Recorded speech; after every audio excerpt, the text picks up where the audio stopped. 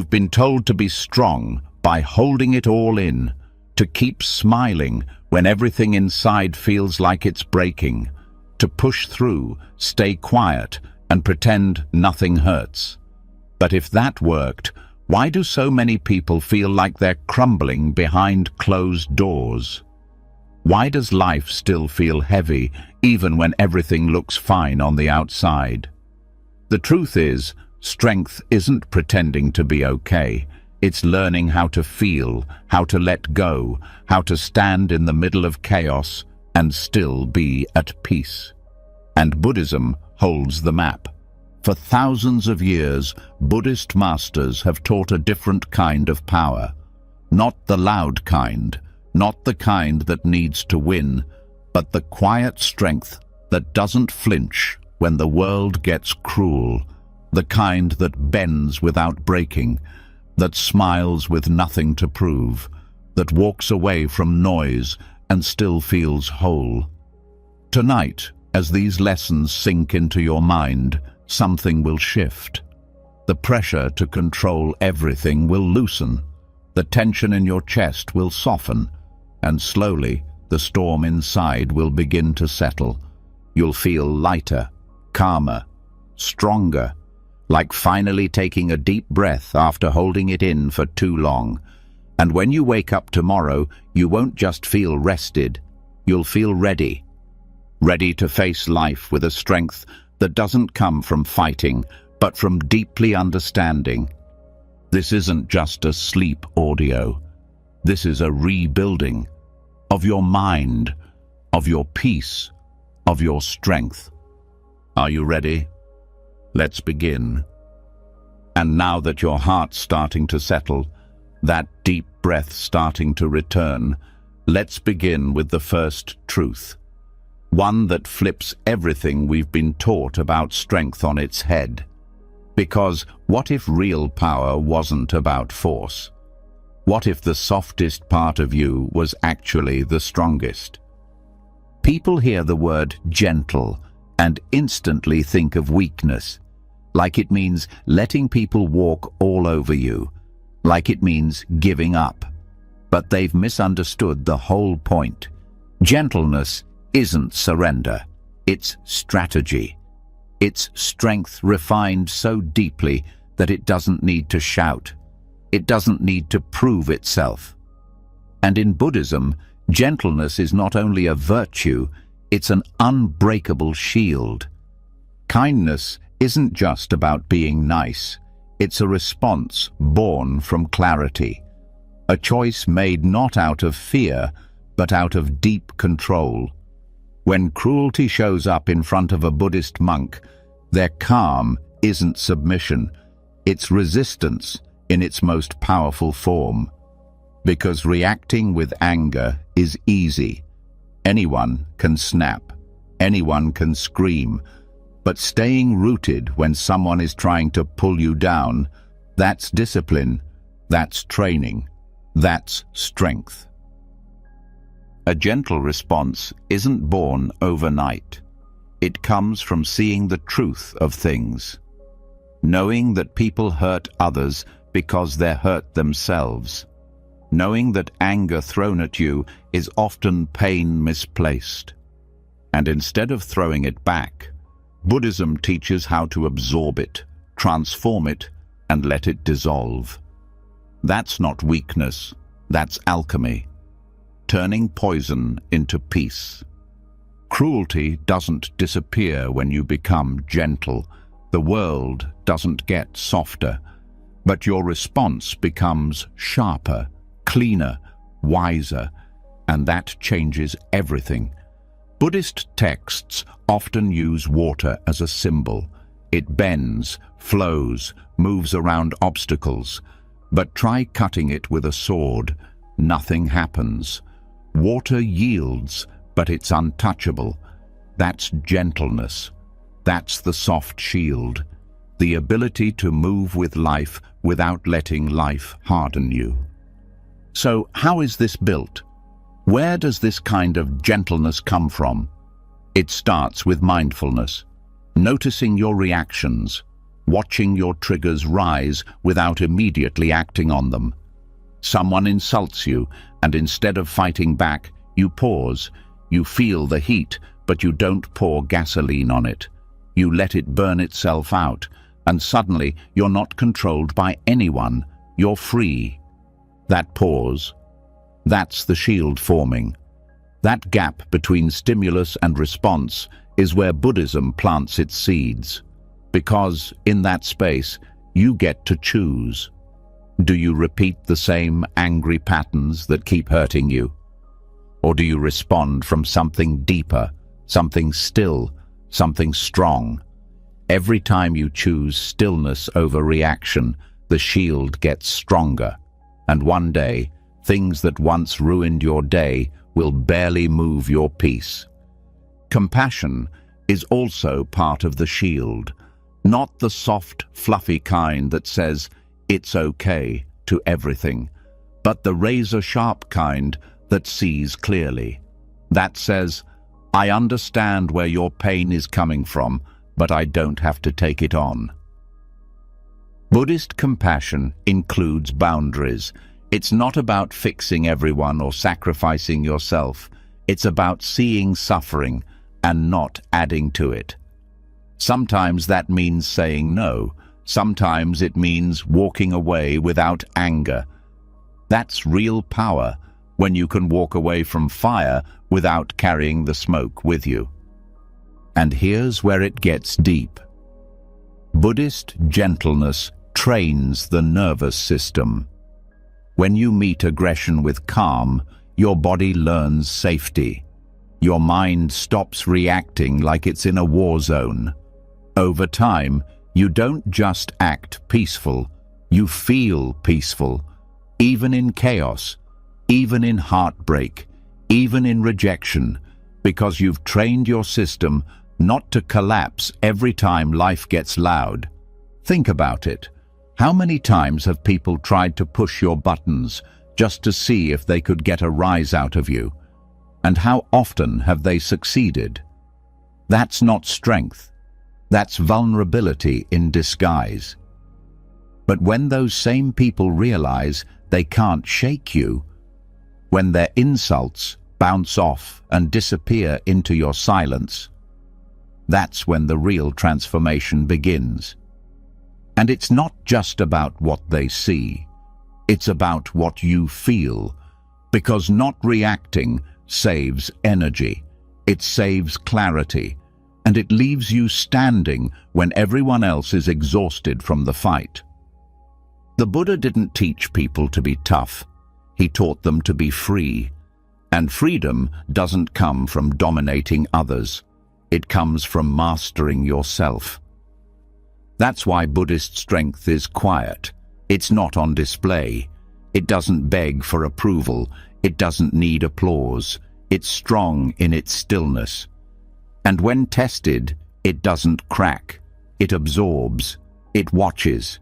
It learns. Then it responds, not with force, but with precision. Even when people attack with words, the Buddhist path teaches, don't take it in.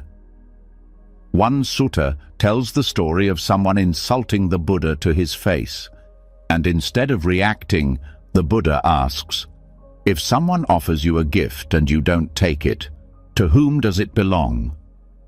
The answer is clear. Insults are gifts you don't have to accept. When you leave them untouched, they return to the sender. That's not weakness. That's elegance. That's grace. That's the soft shield in action. And this doesn't mean you let injustice win. It means you don't let injustice turn you into the thing you're standing against. You fight it differently, not with anger, but with clarity, not with hate, but with steady courage. Buddhism never says stay silent when people suffer, but it teaches that your fight must come from wisdom, not woundedness. That's how your shield doesn't just protect you, it protects others too. The deeper teaching here is about energy. Anger is draining. Retaliation is heavy. Carrying resentment is like wearing armor made of stone. But gentleness is light. It doesn't hold grudges. It doesn't keep score, and yet it endures. Gentleness has stamina. It keeps you moving when others are stuck in their battles. It lets you flow forward while they're still fighting ghosts in their minds. And here's the paradox. The more gentle you become, the more people respect you. Not because you demand it, but because they can feel your centeredness. It's magnetic. They know they can't manipulate you. They know their chaos can't reach you. And that kind of presence? It changes rooms. It shifts conversations. It transforms relationships without ever needing to raise your voice. One of the most powerful Zen sayings is, "The bamboo bends in the wind, but does not break." That's the whole path. You don't resist life. You adapt. You stay rooted but flexible. And in doing so, you become unbreakable. Because true strength isn't about being rigid. It's about knowing when to stand still and when to move, when to speak and when to stay silent, when to hold on and when to let go. People think of gentleness as passive, but Buddhist gentleness is deeply active. It watches every moment. It listens carefully. It moves with wisdom. It chooses its words. It decides not to let the world write its story. That's power. The power to choose your peace every single time. There's also something sacred about the quiet power of metta, loving kindness. Not for show, not as a spiritual mask, but as a lived reality. Wishing well to those who've hurt you, not because they deserve it, but because carrying hate only poisons your own mind. That's one of the most brutal and freeing teachings of Buddhism. Let go, not because they're right, but because you deserve peace. That's gentleness. That's maturity. That's strength so deep it doesn't need revenge. It needs rest. And when you live like this, something strange starts to happen. You stop fearing conflict. You stop avoiding discomfort. Because you know it can't touch you unless you let it. And that freedom, that's rare.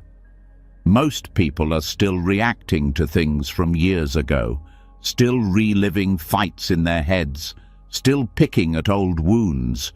But when you master gentleness, those wounds close. The story changes. The world softens because you've softened, without ever becoming weak. That's the soft shield. It's invisible, but it's real. It doesn't come from a book.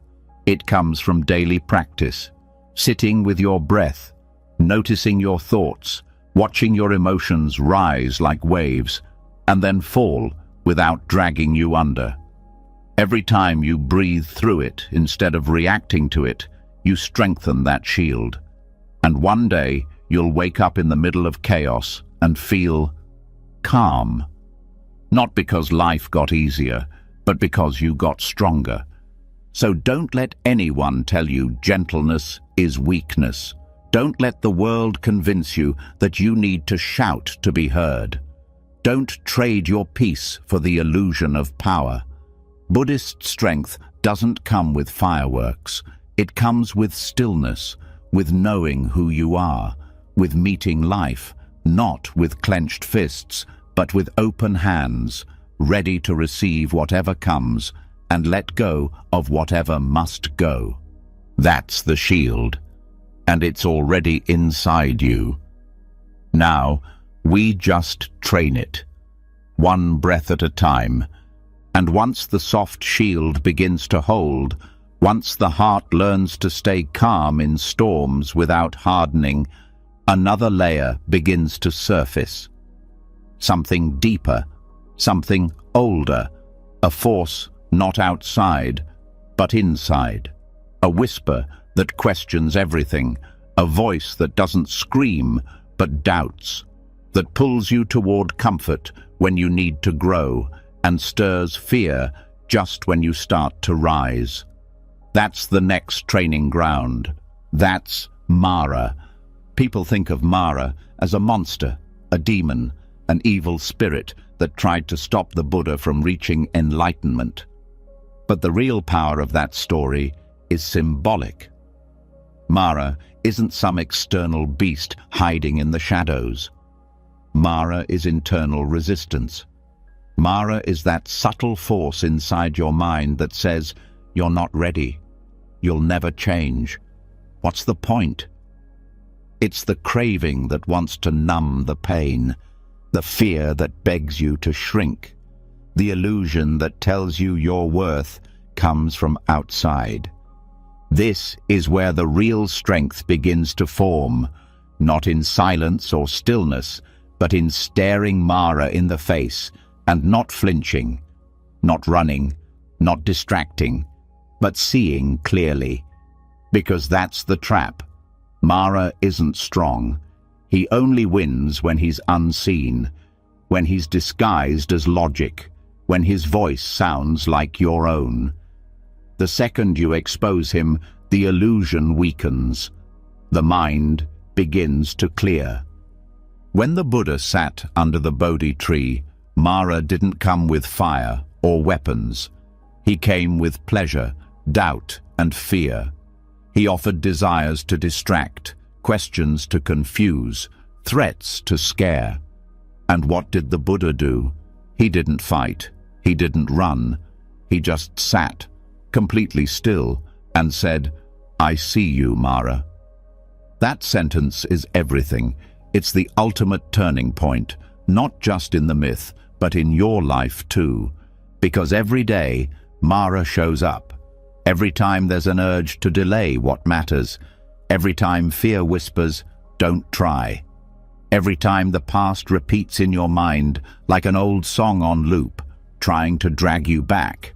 That's Mara. And Buddhism doesn't say, destroy him. It says, see him, know his tricks, understand how he moves. And by doing that, you stop being his puppet. One of Mara's strongest tools is desire. Not the healthy kind that motivates, but the kind that blinds, that convinces you happiness is one more purchase away, one more relationship, one more validation. The kind of wanting that keeps the heart always reaching but never resting. Buddhism calls it tanha, thirst. And like salt water, the more you drink, the thirstier you get. The trap of tanha isn't in wanting, it's in thinking the object will fix the feeling.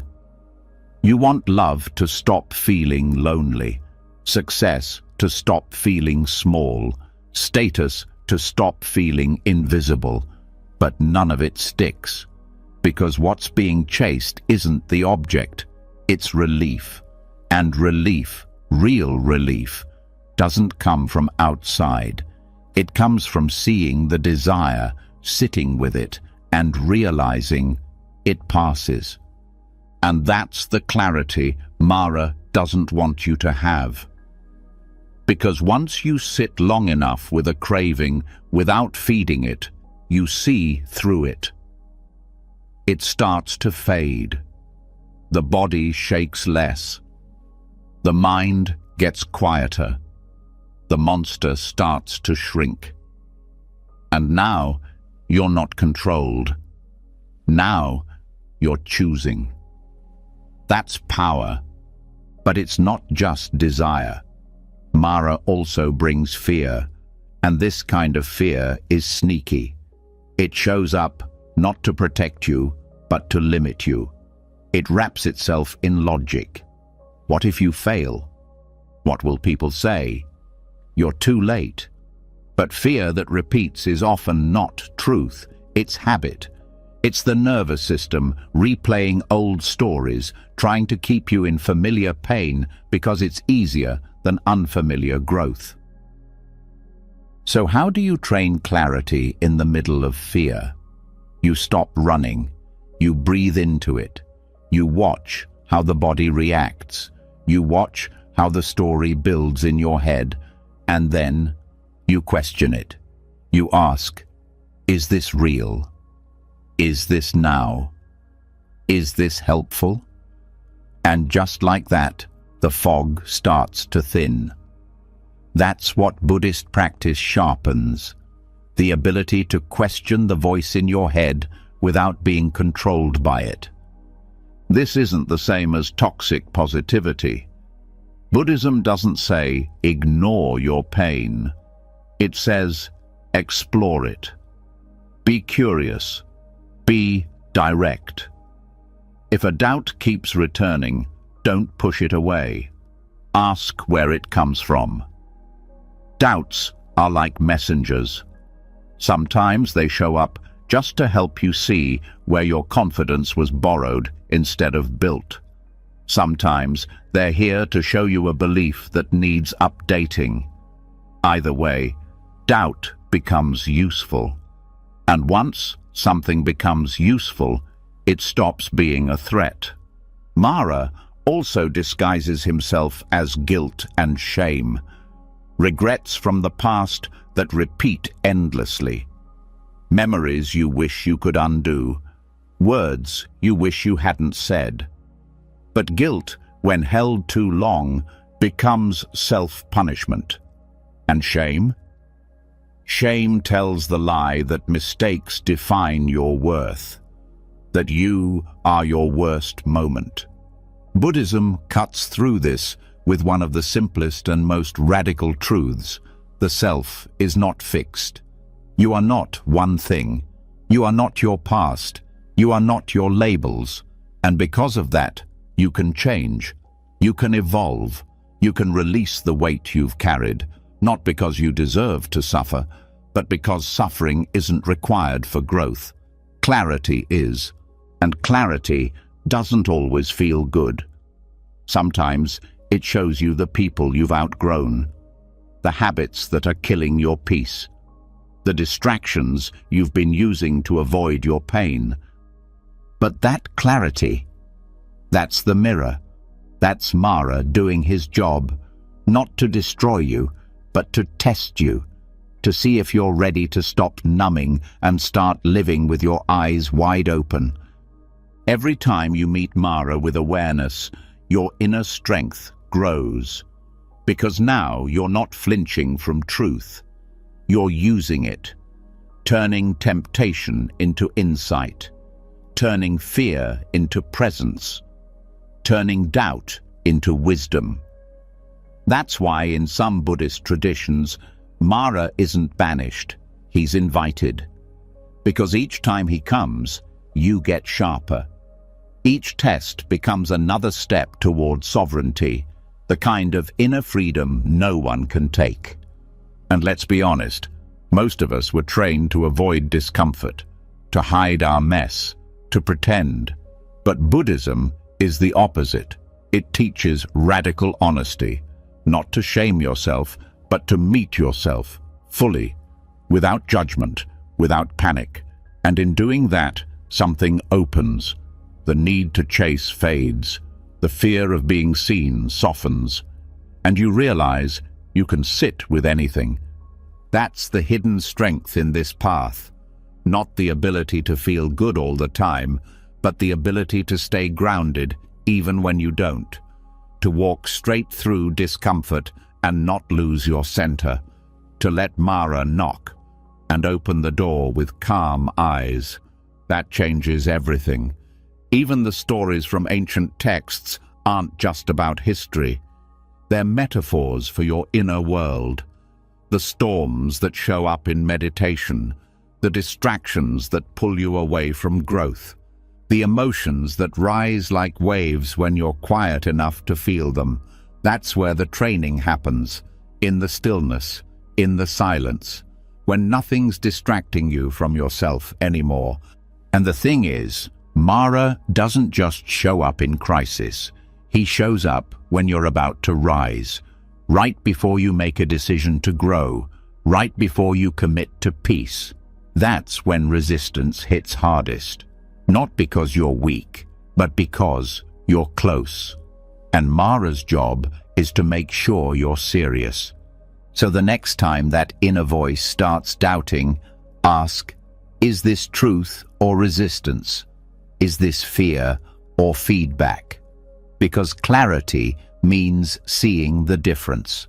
And once you do, the doubt starts to dissolve. The fear loses its grip. The temptation passes through like wind, not walls. And in its place, stillness returns, clean, steady, untouchable. That's the paradox Mara never wants you to realize.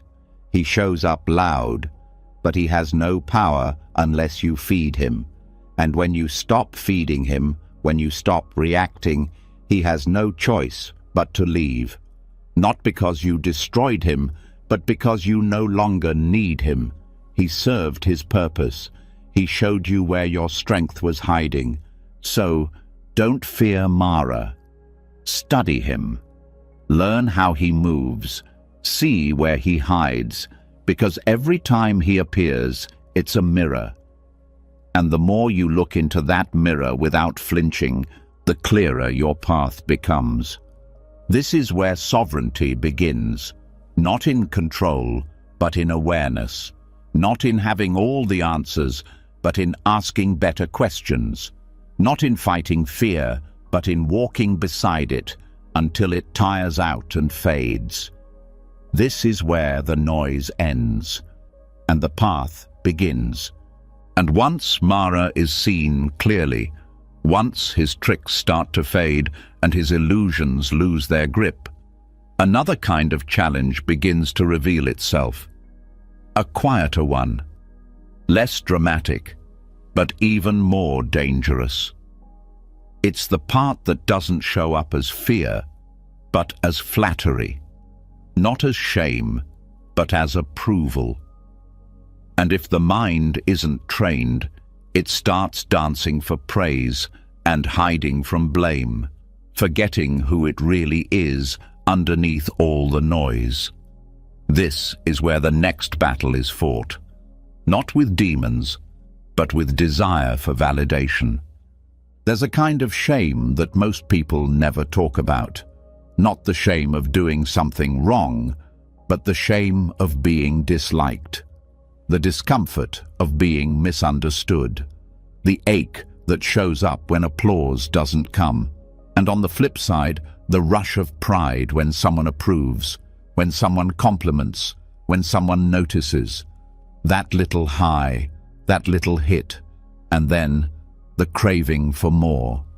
This is where Buddhism offers one of its most radical teachings, that freedom isn't just about escaping suffering, it's about escaping dependence on praise, on blame, on reputation, on being seen as good or bad, right or wrong, better or worse. The Buddha called these the 8 worldly winds: pleasure and pain, gain and loss, praise and blame, fame and disrepute. And the teaching is simple.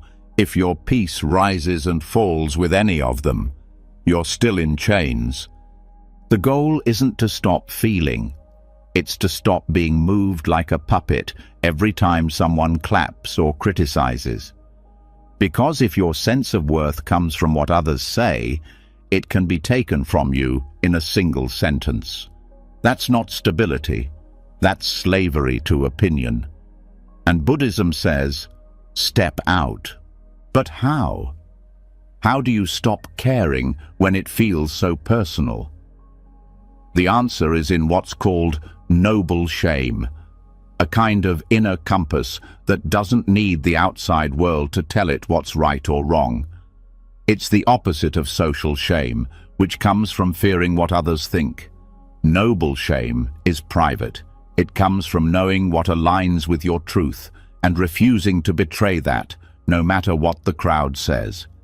This is where real power begins to grow. Because once you stop chasing approval, your actions become cleaner. You're not trying to look kind. You are kind. even when no one sees it. You're not trying to look wise. You stay silent even when speaking could make you look smart. You don't jump at every chance to defend yourself because your peace isn't on trial. This doesn't mean you become cold. It means you become rooted. A tree doesn't move just because the wind changes direction, and people's opinions are wind, always shifting, always unstable. One day they'll praise you, the next they'll forget you, or blame you, or misunderstand you. If your identity is built on their words, it collapses the moment they stop clapping.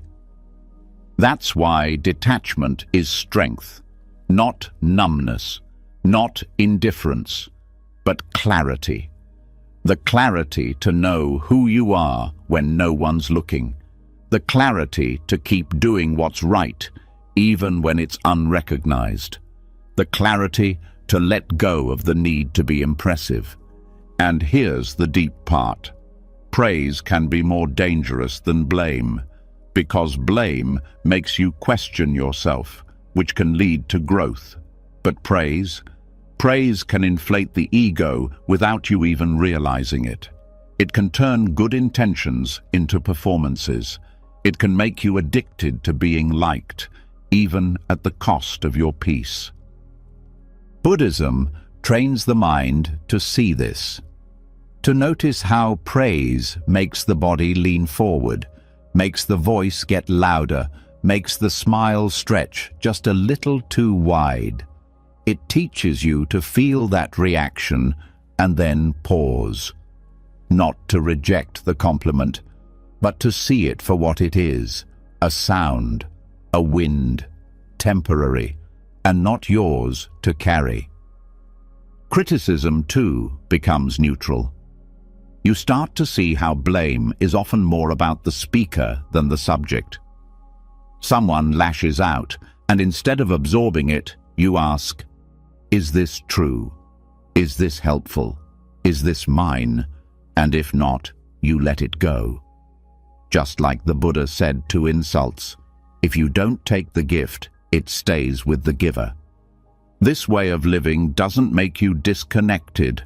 It makes you untouchable, not in a distant, aloof way, but in a peaceful, steady way, where your sense of self doesn't swing with the opinions of others, where you're not chasing approval and hiding from criticism like a child begging for attention. You grow out of that cycle, and your life becomes simpler. Monks train this from the first day. When they shave their heads, it's not just about humility, it's about letting go of identity built on looks. When they wear the same robes every day, it's not to impress, it's to erase the need to impress. When they go barefoot with a bowl, it's not because they lack, it's because they want to unlearn the idea that status equals worth. This is where the discipline begins. Every time someone compliments you and you don't let it inflate you, you gain freedom. Every time someone criticizes you and you don't collapse, you gain strength. The mind becomes less reactive. The heart becomes less needy. And suddenly, you're not walking around hoping to be liked. You're walking with purpose, rooted in what matters. That's why noble shame matters. It keeps you honest. It's the voice that says, stay true, not because someone is watching, but because you are. And that's the difference between a life built on show and a life built on depth. And here's the twist. When you stop needing praise, people trust you more. They feel your calm. They feel your presence because you're not performing. You're not chasing approval with every word. You're just being. And that's rare. That's magnetic. That's real. Even in speech, Buddhism teaches to avoid exaggeration. Not because it's wrong to express yourself, but because inflating truth is a sign of seeking reaction. If you always need your words to land with impact, you're still dancing for applause. But when you speak simply, clearly, without trying to impress, that's when truth cuts through. That's when people listen, not because you shout, but because you're quiet. There's a sutta where a monk is praised by a king and the monk responds with silence. Later, he's blamed by a rival, and again, silence.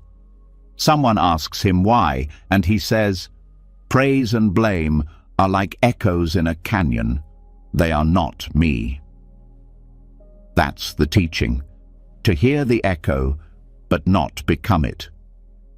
And yet, this isn't a rejection of connection, it's a refinement. Because the more detached you become from external noise, the more honest your connections become. You're no longer pleasing people to avoid discomfort. You're no longer twisting your truth to win approval.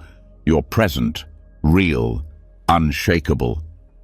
There's also a reason why monks meditate on death, not to be morbid, but to remember that opinions die with time, that all the people who ever judged you will one day vanish, and the only thing left will be your own mind. That's the ultimate reminder. You're not living for likes. You're living for clarity. So if someone praises you, smile, but don't hold it. If someone blames you, breathe. But don't carry it. Let it pass through. Let the winds blow without losing your balance, because the more you need praise, the easier it is to be manipulated. But when your joy no longer depends on applause, you become free. This freedom is silent. It's not flashy. No one claps for detachment. But inside, you'll feel the shift, the calm, the space. And that's when you know you're living from truth, not reaction. This is the noble shame, the internal compass, the refusal to abandon your center just to fit in. And once it's lit, it never goes out. And once the need for validation quiets, once the heart stops being pulled by praise or crushed by blame, what's left is something rare. Silence. Space. A kind of internal emptiness that most people fear, but that in Buddhism becomes the birthplace of strength. Because once there's nothing left to chase or defend, discipline begins. Not the harsh kind, not forced, but clean, quiet, grounded. And this is where the monk's begging bowl comes in, not as a symbol of poverty, but as a symbol of power, because only the empty bowl can be filled, and only the empty mind can truly choose. The bowl the monk carries isn't just for food. It's a tool for training the mind, to hold nothing, to expect nothing, and to receive everything with presence. The world moves fast. There's noise from every angle, tasks, opinions, goals, cravings. The mind gets stuffed like an overflowing cabinet, full of what it doesn't need. And when the time comes to find clarity, there's no room left. No space to think, no space to see. But the monk's bowl teaches a different rhythm.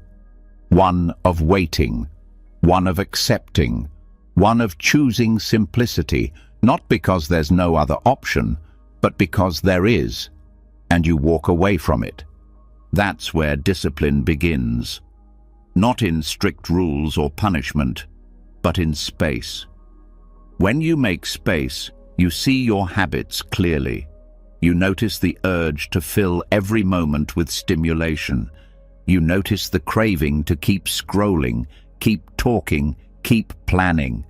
But in Buddhism, silence is not emptiness. It's awareness. It's the place where real transformation happens. And that's why the bowl is kept empty, because its power isn't in what it holds, but in what it's ready for. This isn't just metaphor, it's mental training. Every time you create space instead of filling it, you're practicing discipline. Saying no to excess food, excess talk, excess planning. It's not about deprivation, it's about precision, knowing what you need and letting go of the rest. That's the sharp edge of the practice, not adding more, but removing what's in the way. The empty bowl also breaks the illusion of control. When the monk walks through the village, they don't demand. They wait. They receive. And in doing that, they let go of the idea that life must always bend to their will. That's a deep strength most people never touch, because the modern mind wants to control everything, outcomes, people, reputation. But control breeds anxiety. Emptiness breeds trust. Trust that life will give what is needed, not what is wanted. Trust that nothing added is better than something forced. And trust that stillness can hold more truth than endless noise. This is the discipline that builds resilience. Because when you stop needing the next thing to feel full, you're no longer vulnerable to what's taken away. In chaos, the one who needs less is always stronger, not because they've given up, but because they've stripped away what weakens. The empty bowl doesn't resist the world. It moves through it lightly. It's carried without heaviness. That's the training. You don't need to force your life into shape. You need to stop filling every crack with distraction. Then the shape reveals itself. Mental clarity is born here. Because once you stop pouring every thought into action, once you let your mind rest, it starts to show you what matters. The noise clears, the fog lifts. You begin to notice what's really going on, not just in the world, but inside. The patterns, the cycles, the habits that sneak in and repeat when you're not watching. The empty bowl is what catches those without judging them, without grabbing them. It just holds space. This kind of discipline isn't about suffering. It's about sharpening. Sharpening the mind to feel more, not less. Sharpening awareness to catch thoughts before they spiral. Sharpening speech to say less, but mean more. In Buddhism, restraint isn't about fear, it's about strength. The strength to stop before habit takes over. The strength to breathe instead of react. The strength to stay light in a world that wants to weigh you down with everything. And the bowl keeps teaching.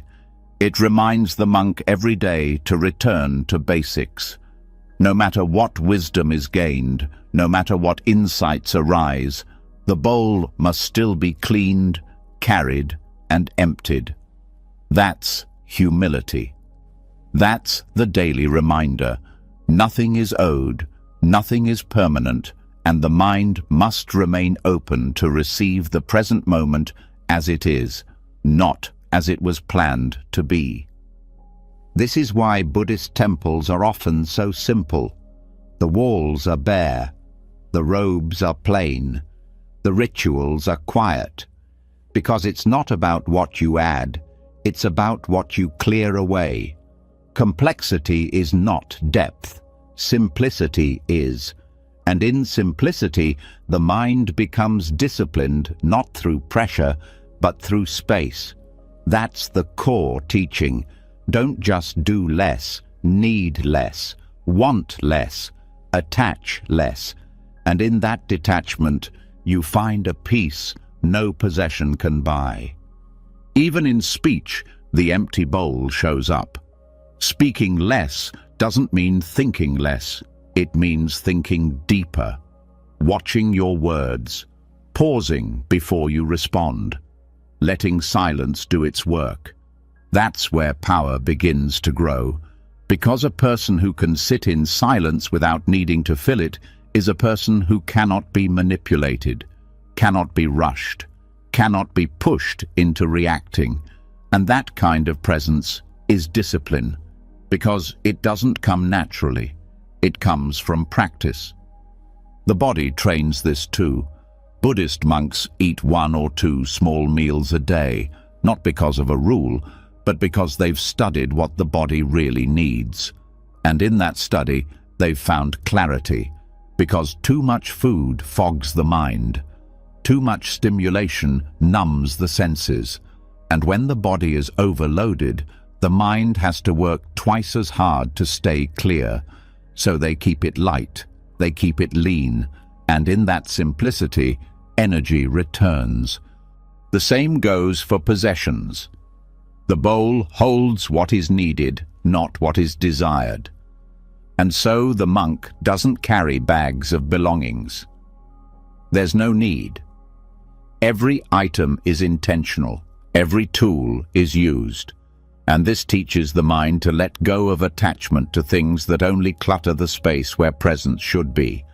That's discipline, not just choosing what to carry, but what not to. And then there's time. The empty bowl teaches time too. Because when you stop filling your life with unnecessary tasks and distractions, time stretches. The day slows. You begin to see where your attention is leaking, where your energy is being wasted, and you pull it back. That's how the disciplined life isn't exhausting. It's efficient. It's focused. It knows what to do and when to stop. The world around you won't understand this at first. They'll see emptiness as lack, stillness as laziness. But over time, they'll feel the shift. You'll walk differently, speak differently. Your presence will feel grounded, uncluttered, awake. And people will start to notice, not because you're loud, but because your energy is clean. That's what the bowl does. It purifies your actions, your intentions, your mind. And when hardship comes, and it always does, the empty bowl holds space for it. There's no panic, no scrambling to fix, just presence, just breath, just room. And that room is where peace can land, even when life hurts, even when things fall apart. Because the one who has space doesn't break. They bend, they breathe, they wait, and then they choose their next step, not in reaction, but in wisdom.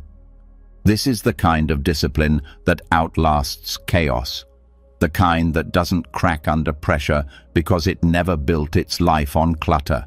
The bowl stays empty, and because it's empty, it's ready, always ready for whatever the next moment brings. That's the freedom Buddhism trains, not the freedom to have everything, but the freedom to need nothing. And in that space, in that quiet, something starts to grow, a kind of deep joy, not the loud kind, not the kind that comes and goes with events, but the kind that rises from living clean, living simple, living clear. And that joy, that's the gift the bowl was waiting for all along. And once the bowl is empty, once the mind begins to quiet and the hands stop grasping for more, there's something unexpected that rises in the stillness. Not fear, not lack, not weakness, but a different kind of strength, the kind no one teaches, the kind that doesn't come from pushing harder or holding on tighter. It comes from letting go, not as a retreat, but as a release, not from defeat, but from deep wisdom. This is where Buddhist courage lives, in surrender.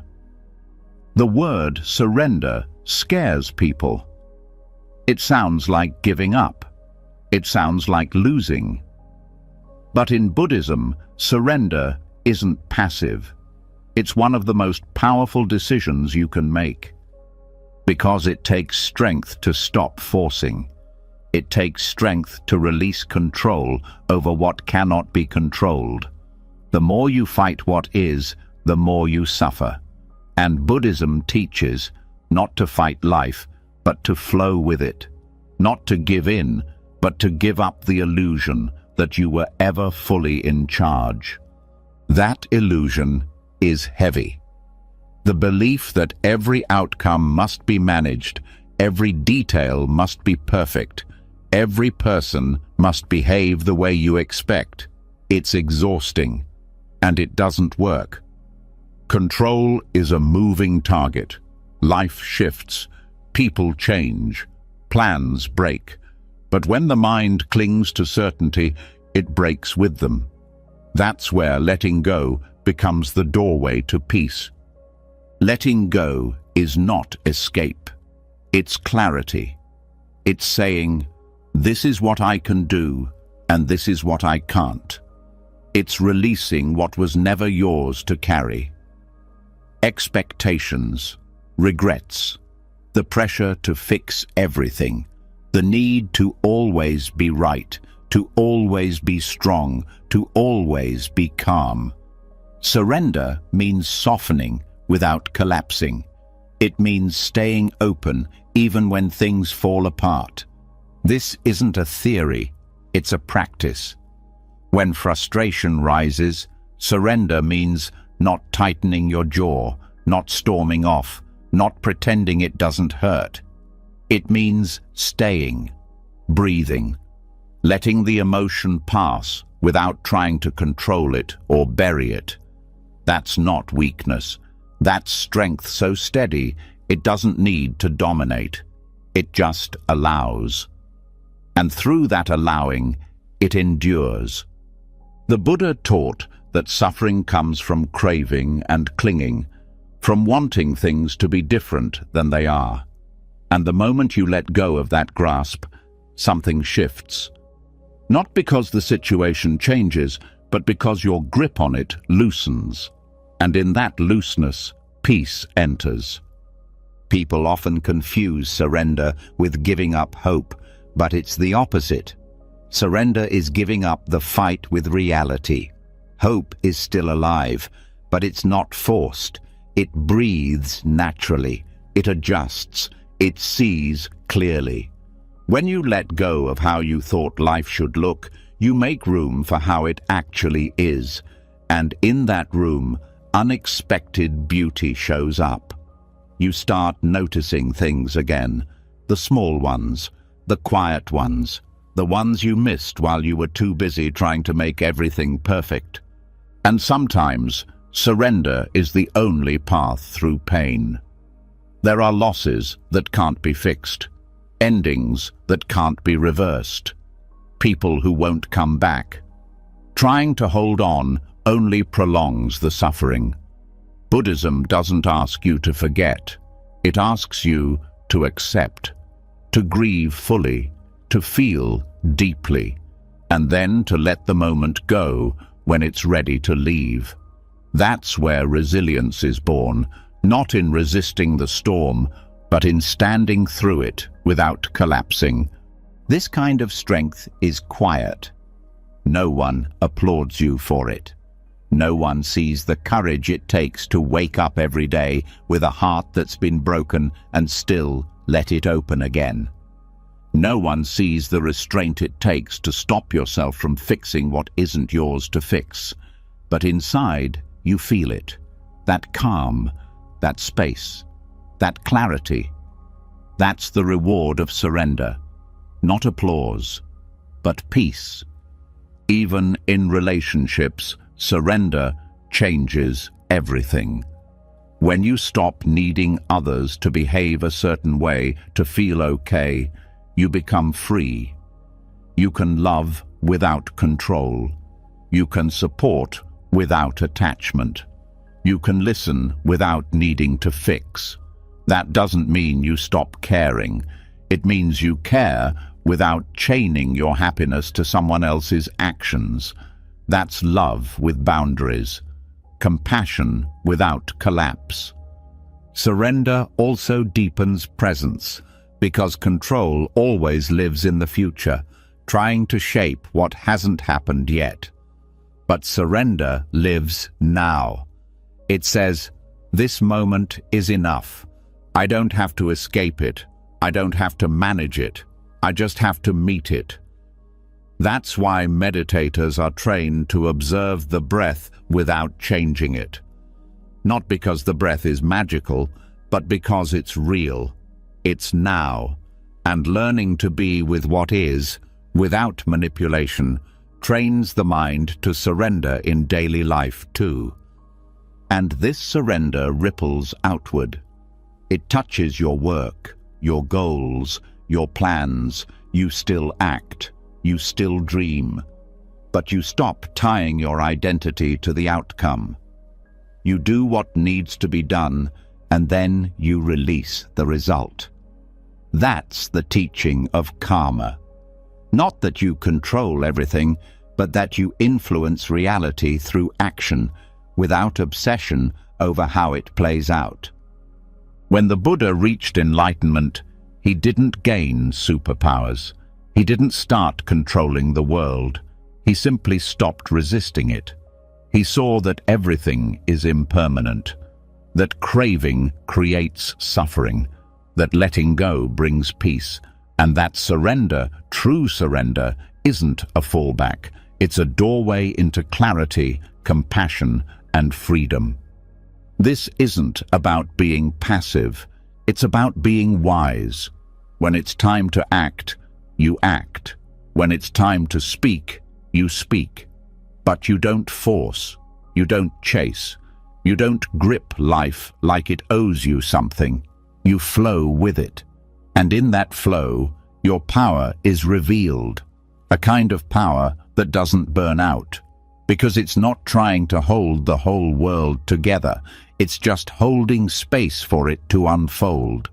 This discipline shows up in the smallest moments. The plan that changes last minute. The friend that lets you down. The goal that slips away. Each time you get to practice. Do you tense and panic? Or do you pause, feel, and release? Every moment is a chance to soften your grip. And the more you do it, the easier it gets. The nervous system calms, the mind sharpens, the heart opens again. Not because everything is easy, but because you've stopped demanding that it should be. And in surrender, trust is born. Not blind faith, but a steady knowing that whatever comes, you can meet it. That life may not follow your script, but you're not lost without it. That even in uncertainty, you are anchored. That's what Buddhist surrender gives, not guarantees, but grounding. This is also why rituals matter in monastic life. Not because they control outcomes, but because they give structure to surrender. Bowing, breathing, walking, all done with presence, not to manipulate, but to return to stillness. Ritual is a reminder. Let the day unfold without rushing it. Let the moment teach you instead of forcing it to fit your expectations. And even in suffering, surrender has a role.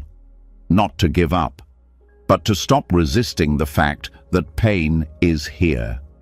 Buddhism doesn't ask you to like pain, but it invites you to meet it directly, to sit with it, to see it clearly, and then to let it pass when it's ready.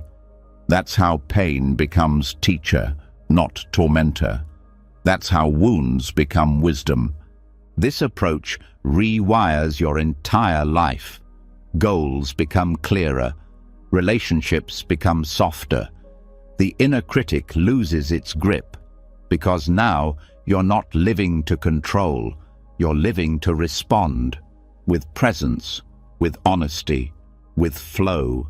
And from that flow, action still arises. But it's no longer desperate. It's no longer coming from fear. It's calm, precise, clean, and the world starts to feel different. Not because it changed, but because your grip did.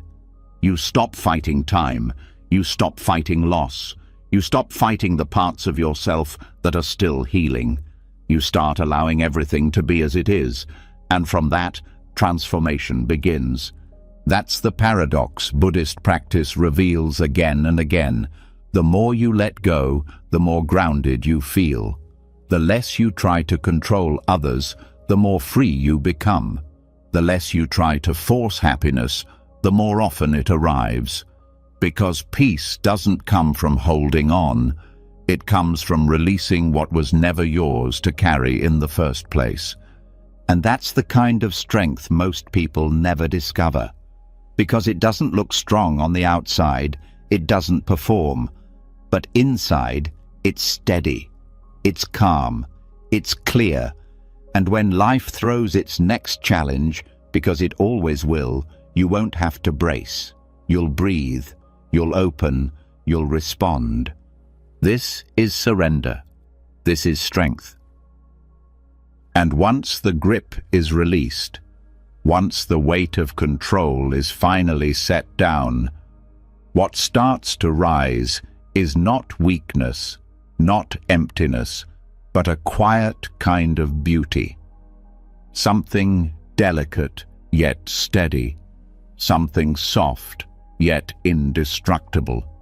The kind of strength that doesn't come from avoiding pain, but from blooming directly out of it. Buddhism doesn't just teach how to endure suffering, it teaches how to grow through it. Not in spite of it, but because of it. And nothing expresses this better than the lotus. The lotus flower has become one of the deepest symbols in Buddhism for a reason. It grows out of mud, thick, sticky, dark mud. The roots twist through filth and sediment, unseen by the world above. And yet what rises through the water is clean, whole, beautiful, unstained by what it came from. That's not just a poetic image, it's the path of practice. It's the truth of transformation, that what tries to bury you can become what grows you. Pain doesn't ruin people. Denial does. Avoidance does. Pretending everything is fine while the heart is silently breaking, that's what withers us. But when pain is faced head-on, when suffering is no longer hidden or resented, something begins to shift. Not quickly, not dramatically, but deeply. The roots begin to reach downward with honesty, and the petals begin to reach upward with courage. Buddhism doesn't avoid the mud, it points straight at it.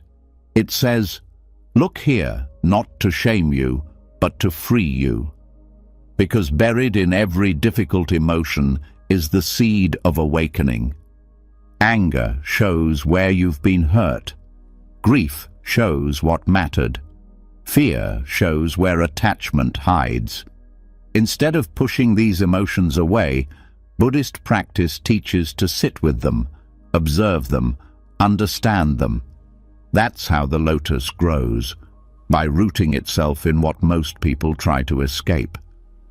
The mistake is thinking beauty comes from avoiding the dark. But the strongest kind of beauty doesn't come from being untouched. It comes from being touched by everything and still staying whole. The lotus isn't pure because it floated above the mud. It's pure because it rose through it without losing its nature. That's what real strength looks like. Not polished, not perfect, but real. When suffering hits, the mind wants to either numb it or dramatize it. We either try to run from the feeling, distract ourselves, bury it in work, food, noise, or we let it define us, turn it into identity, wear it like a badge. Buddhism offers a third way. Feel the suffering fully, but don't cling to it. Acknowledge the mud, but don't sink in it. Let it nourish the roots, but keep growing. This means creating space for your suffering, not shrinking from it and not drowning in it, just holding it like a bowl, with awareness, with breath. This is where meditation becomes a tool of transformation, not to get rid of the pain, but to give it room to speak. And in that listening, clarity begins. You start to see the layers, the story, the beliefs wrapped around the pain, and slowly they begin to fall away. It also means letting go of the idea that healing should be fast or linear. The lotus doesn't rush. It doesn't force itself to bloom. It trusts the process, one breath at a time, 1 inch at a time. And that's how the most unshakable inner strength is built, not in leaps, but in the quiet decision to keep rising, even when it's hard. Some people think strength is the ability to stay untouched, but Buddhist strength is the ability to feel everything and still not be destroyed by it. To be fully human, raw, sensitive, open, and still walk forward, still care, still love, still rise. And there's something else the lotus teaches. Nothing has to look perfect for it to be sacred. The mud isn't a mistake. The wounds aren't flaws. They're part of the growth. They're part of the path. Buddhism doesn't promise to erase your suffering. It offers something more powerful, the tools to turn it into wisdom, into presence, into beauty that isn't shallow or performative, but earned through truth. Even tears become part of the water that holds the stem. Even heartbreak becomes the force that cracks open the seed. And when you stop resenting the dark, you begin to see it differently, as compost, as fuel, as the exact material needed for your awakening. But this kind of growth doesn't happen in isolation. That's why in Buddhist communities there's so much emphasis on Sangha, spiritual friendship. Because sometimes we need help remembering we're not the only ones in the mud. And hearing someone else speak from their pain, not to complain, but to connect, reminds us that the path is shared. That rising isn't a competition, it's a movement we support in each other. The lotus also reminds us of timing. Each bloom is different. Some people unfold quickly, others take years. There is no rush. There is no comparison. Buddhism asks you to honor your own pace, to listen to your own roots, and trust that growth is happening, even when it feels like nothing is changing on the surface, and even when suffering revisits, because it always does, the approach changes. Instead of asking, "Why is this happening to me?" the question becomes, "What can this teach me now?" That shift alone is transformation. It doesn't take away the pain, but it gives it purpose. It turns the mud into something meaningful, something usable. The lotus is also a reminder that we don't have to be cleaned before we're worthy, that beauty and brokenness are not opposites, that resilience isn't about being untouched, it's about being deeply touched and still returning to peace. In Buddhist art, the lotus often appears beneath the Buddha, not because he stood above suffering, but because he rose through it. Because his awakening didn't happen in a perfect world, it happened in a painful one, and so does yours. Each time you breathe into the ache instead of numbing it, each time you pause before reacting to your pain, each time you offer yourself kindness in the middle of the mess, the lotus grows. Not visibly at first, not dramatically, but deeply, steadily, and one day it rises above the surface, open and calm, Not in spite of the mud, but because of it. This is why the lotus matters. This is why suffering doesn't ruin the path. It is the path. Because what breaks the heart also opens it. What challenges the mind also strengthens it. And what hurts today may one day be the root of someone else's healing when they hear your story and realize they can bloom too. So don't resent the mud. Don't rush the process. Stay with it. Listen to it. Let it change you, and know that deep beneath the surface, something beautiful is already growing, something no storm can drown, something no darkness can stop. This is the strength of the inner lotus, and it's already alive in you. And when the lotus finally rises, when beauty begins to open out of the mud, it reveals something even deeper underneath the silence. A pulse, a spark, a kind of energy that doesn't settle for calm alone. A fire that comes from looking directly at life's harshest truths and refusing to sleepwalk through them anymore. This is the moment everything shifts. Not because life gets better, but because the illusion breaks. And in that breaking, something fierce wakes up. Buddhism calls this awakening samvega. Samvega is not comfort. It's not peace. It's not soft. It's sharp. It's that feeling that rushes in when the truth hits too hard to ignore. When the smiling mask of life slips, and for a second, everything becomes clear. How fragile it all is. How temporary, how easily everything we cling to disappears. And in that realization, the heart starts beating differently. Not in panic, but in clarity. That's the fire of samvega, the existential shock that doesn't burn you down, but burns away the lies. This feeling isn't talked about often because it's uncomfortable. No one wants to admit that they've built their life on routines that mean nothing, that the job, the status, the constant scrolling, the chasing, it might all be a distraction from something much deeper. But samvega brings that into focus. It's the moment when comfort stops being comfortable and becomes suspicious.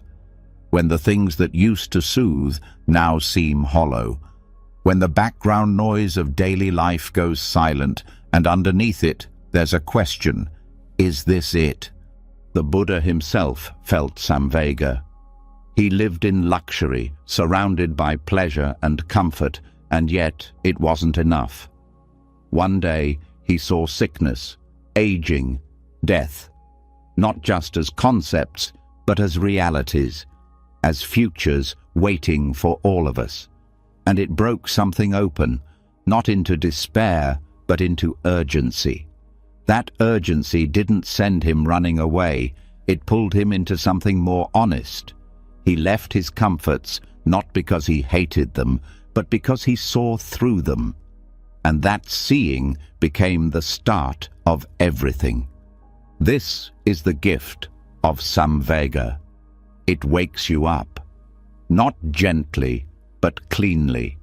It cuts through distraction and puts you face to face with your own impermanence, your own mind, your own wasted time.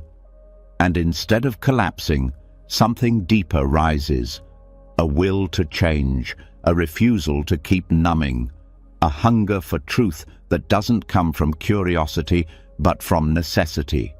And that urgency doesn't mean rushing. It doesn't mean panic. It means presence. Every breath becomes precious. Every moment becomes an opportunity to train the mind. Not because there's time to waste, but because there's finally clarity. The awareness that one day this body will stop breathing. That every conversation could be the last. That every morning is a gift you didn't earn. That's not meant to depress you. It's meant to sharpen you. Samvega asks you to stop waiting, to stop living like there will always be more chances, to stop thinking healing can wait until next year or truth will just appear on its own. It asks you to take responsibility, not with guilt, but with power. To see that every time you ignore your inner work, you are silently agreeing to keep suffering. And once you see that clearly, you stop making those quiet agreements. This is where real practice begins.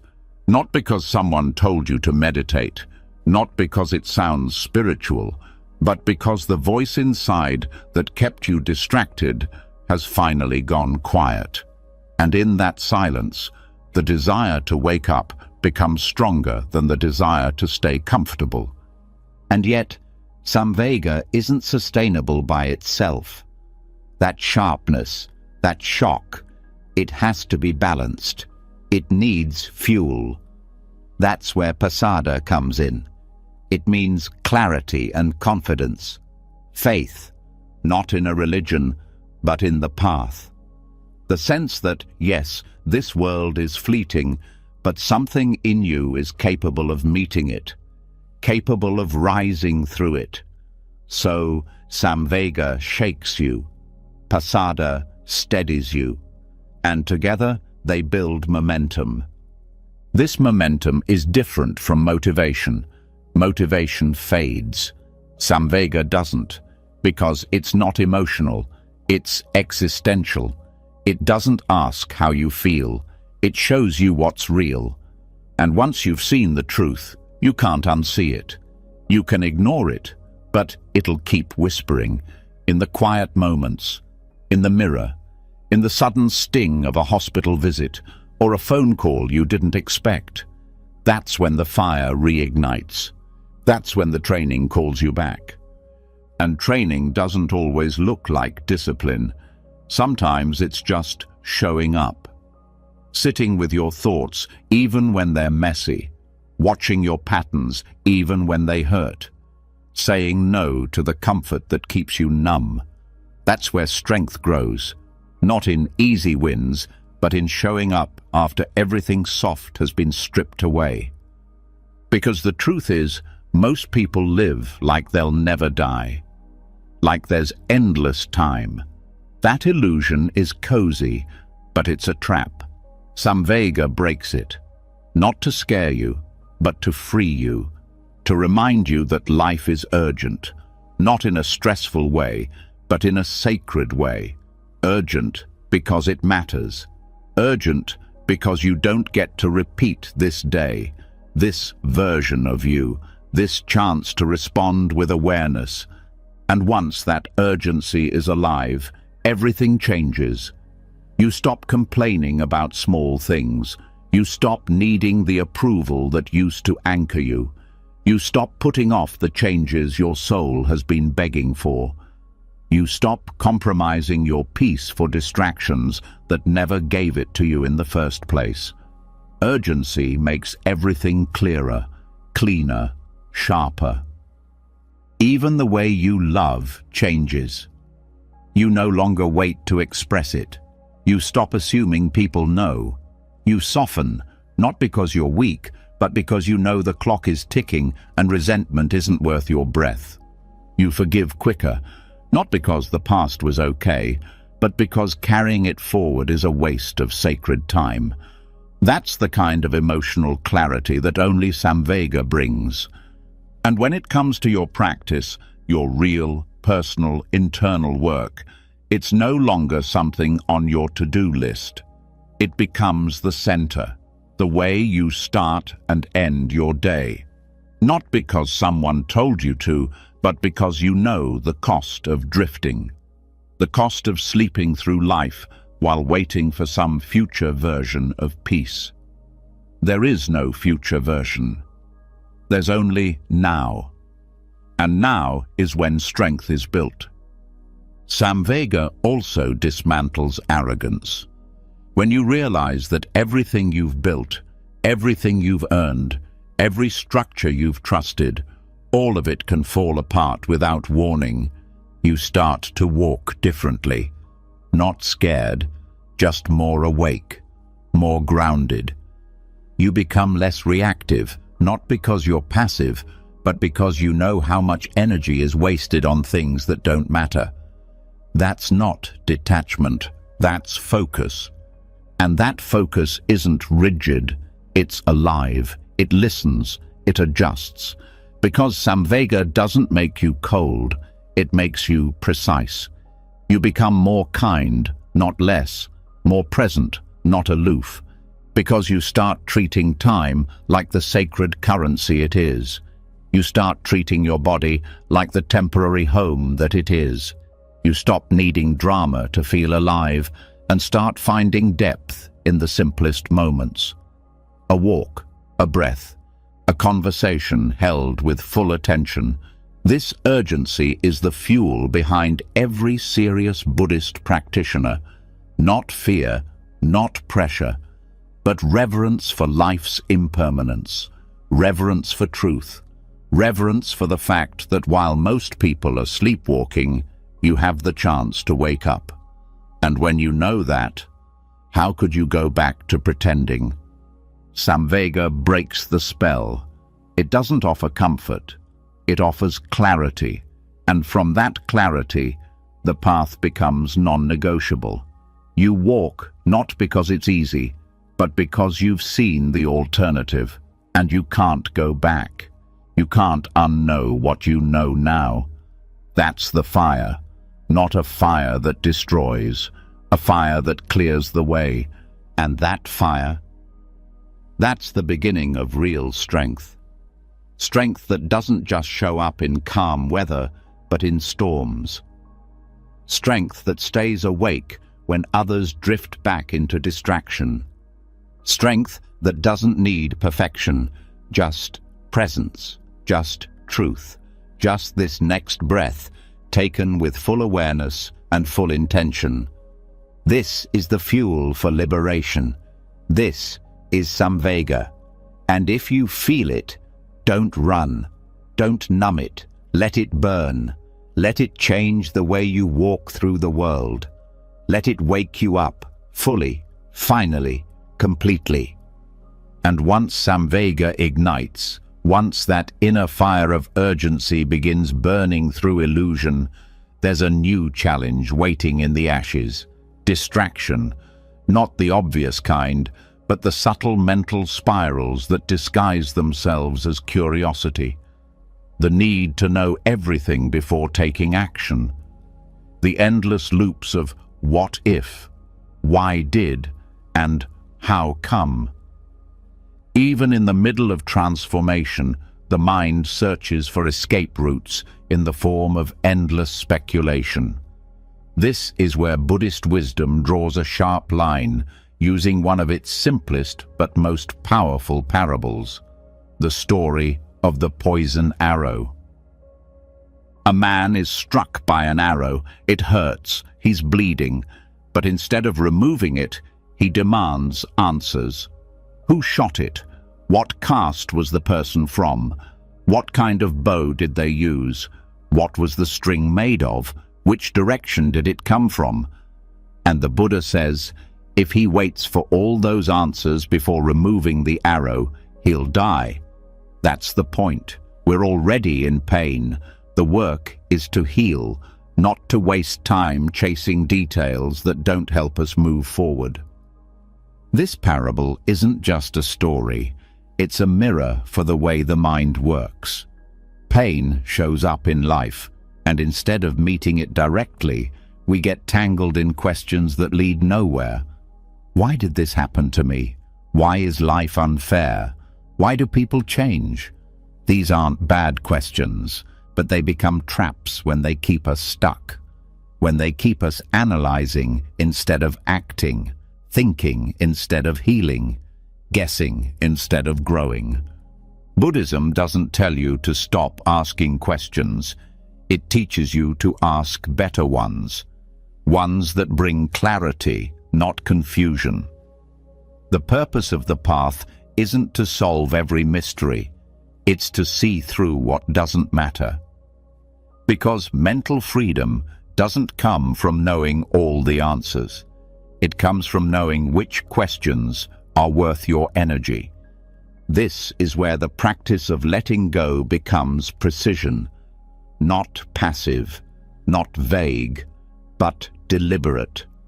You begin to notice the mental habits that drain focus, the conversations you replay in your head, the theoretical arguments that never lead to peace, the deep dive into endless opinions that leave you more anxious, not more wise. All of it is noise, and the mind clings to it because distraction feels safer than facing discomfort directly. But focus is a kind of strength, the ability to stay with what matters, to let go of side roads and stay on the path, to notice when you're being pulled into the weeds and return to the breath, to the body, to the now. Every time you drop a question that doesn't lead to truth, you build that strength. The poison arrow also speaks to timing. Life is happening now. Pain is present now. Healing starts now. But speculation delays that healing. It's a clever way the ego keeps control. Because if you're always searching for perfect understanding before you take a step, you never have to risk anything. You get to stay frozen, comfortably lost in thought. But comfort is not clarity, and staying stuck in thought doesn't protect you. It keeps you from change. In practice, this means noticing the moment your mind spirals. You begin to ask, is this useful? Is this leading me to peace? Or is it pulling me away from presence? That's the training. Not just sitting still, but thinking clearly. Protecting your attention like something sacred, because it is. Where your attention goes, your life goes. And if it's scattered, so is your strength. Buddhist teachings return again and again to simplicity. Not because truth is simple, but because distraction is infinite. And when you simplify, you see, you feel, you act, you heal. And all the energy that was being poured into guessing, comparing, overthinking, it gets redirected into awareness, into action, into transformation. Even in relationships, this shows up. Someone hurts you, and instead of feeling the pain and responding with clarity, the mind starts spinning. Why did they do it? What does it mean? Were they ever real? And the arrow stays in, the pain lingers, the story grows, but the healing doesn't begin. The practice is to feel the hurt, not feed the narrative, to move inward, not outward. Because the truth you need is rarely out there in someone else's mind. It's already inside, waiting for your attention. And the practice is fierce, because the world rewards speculation. The more questions you ask, the more deep you appear. The more theories you entertain, the more intellectual you seem. But in Buddhism, clarity isn't measured by complexity. It's measured by peace. Can your thoughts end in silence? Can your mind rest in not knowing? Can you accept the mystery without letting it distract you from what's real? The poison arrow reminds you that time is not guaranteed. And while you're busy trying to understand the entire history of your pain, the moment to heal may slip by. That's not fear, it's focus. It's the understanding that life is too brief to waste in loops that never end. Wisdom is knowing when to cut the loop and return to stillness. This kind of mental training isn't glamorous. It doesn't win arguments or prove your intelligence, but it clears space. Space to breathe, to see, to respond with choice instead of habit. And in that space, the arrow comes out. The wound starts to close. Not because you understood every detail, but because you chose to stop bleeding. And it goes deeper. Letting go of useless questions also builds trust. Trust that you don't need to know everything to be okay. That uncertainty can be lived with. That peace doesn't come from having all the answers. It comes from aligning with what's true now. The Buddha didn't become enlightened by solving riddles. He became enlightened by sitting still with the present moment until illusion broke. This doesn't mean you avoid reflection. It means you know when to stop. When the search stops leading to insight and starts circling into restlessness, and when that line is crossed, you return to the breath, to the body, to the heart. You choose focus over fragmentation. You choose peace over proving something. And here's where strength grows. Because in a world that worships mental stimulation, choosing silence is rebellion. Choosing focus is power. Choosing to drop the 10,000 distractions in favor of one clear step. That's courage, because it's easy to get lost in ideas. It's hard to stay present with reality. But presence is where life happens, and the deeper you drop into it, the more awake you become. This clarity doesn't require force. It requires attention, soft, steady attention. Noticing when the mind drifts and guiding it back, not with shame, but with patience, over and over. That's meditation. That's mental discipline. That's how the roots of insight grow, quietly, slowly, through repetition, through refusal to chase what doesn't serve. The poison arrow also teaches compassion for yourself, for others. Because once you stop getting caught in unnecessary questions, you start listening differently. You stop arguing just to win. You stop analyzing others like puzzles. You begin to meet people where they are, not in theory, but in truth. You start to hear what's underneath their words, the pain, the hope, the silence, and you respond, not with more questions, but with presence. And presence heals more than answers ever will.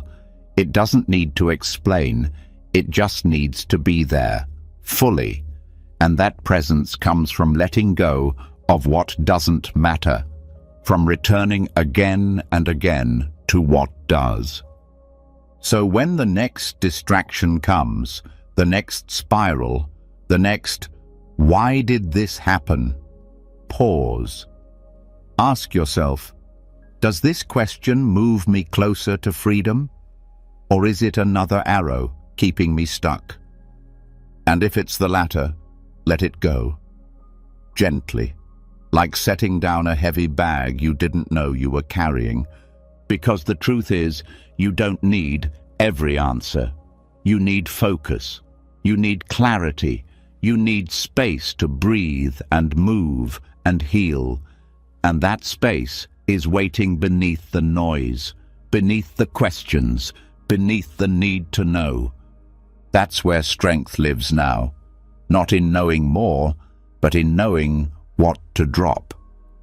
And once the poison arrow is dropped, once the endless chase for answers is replaced by steady presence, what begins to surface is a different kind of awareness, one that doesn't move with the noise, one that doesn't rush, one that holds still when everything else pulls. And in Zen, this stillness isn't empty. It's sharp, alive, active in its silence. It's not the absence of movement. It's the presence of full control. And nowhere is that taught more clearly than in the practice of Zen archery. In Zen archery, hitting the target isn't the goal. The real aim is the mind, the focus, the state of being in complete alignment. Every breath, every shift, every draw of the bow is about total awareness. Nothing forced, nothing extra, no trying to impress, no chasing perfection. The arrow is released only when the mind is still, when the breath is true, and when the archer has disappeared into the act itself. That's what makes it powerful. That's what makes it spiritual. Because this is not about aggression, it's about precision born from calm. The modern world teaches the opposite. Move faster, work harder, hustle constantly. But Zen says, stop. Stop rushing toward everything. Stop trying to conquer life. Instead, meet it fully, without flinching. And that meeting only happens in stillness. Not the kind that collapses under pressure, but the kind that rises above it by refusing to be pulled in every direction. Stillness is not the same as doing nothing. It's not laziness or avoidance. It's the deepest form of engagement, because it means your mind isn't scattered. It's all here, focused, awake. The kind of stillness taught in Zen is like standing in the center of a storm, not because the storm disappeared, but because you've stopped running from it. You've become the calm it can't touch. In Zen archery, there's no rush to shoot. The bow is drawn slowly. The breath is watched. The heartbeat is felt. And only when everything aligns, not through force, but through presence, does the arrow release. And when it does, it flies effortlessly, accurately. Not because it was pushed, but because nothing interfered. That's the lesson. Remove interference. Let what's natural move without tension. This kind of stillness must be trained. It doesn't come from thinking about peace. It comes from building a relationship with silence, with your body, with the now. And Zen archery becomes the metaphor for everything else. Your conversations, your reactions, your choices. Each moment becomes an arrow.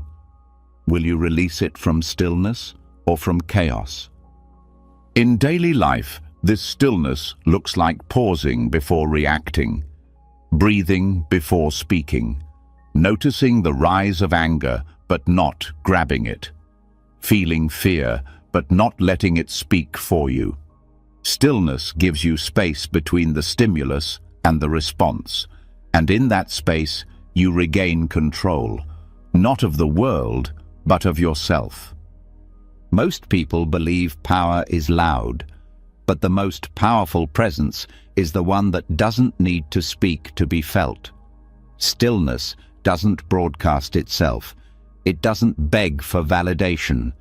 But when it enters a room, it changes the energy. People lean in, they listen more, they feel something different. That's what happens when you become fully present, when your mind is no longer leaking energy in every direction. Zen teaches that every action can be meditation. Washing a bowl, walking a hallway, drawing a bow. The task itself is not the point. It's the quality of attention you bring to it. The stillness behind the action. And the more you practice this, the more you notice how often you're not actually here.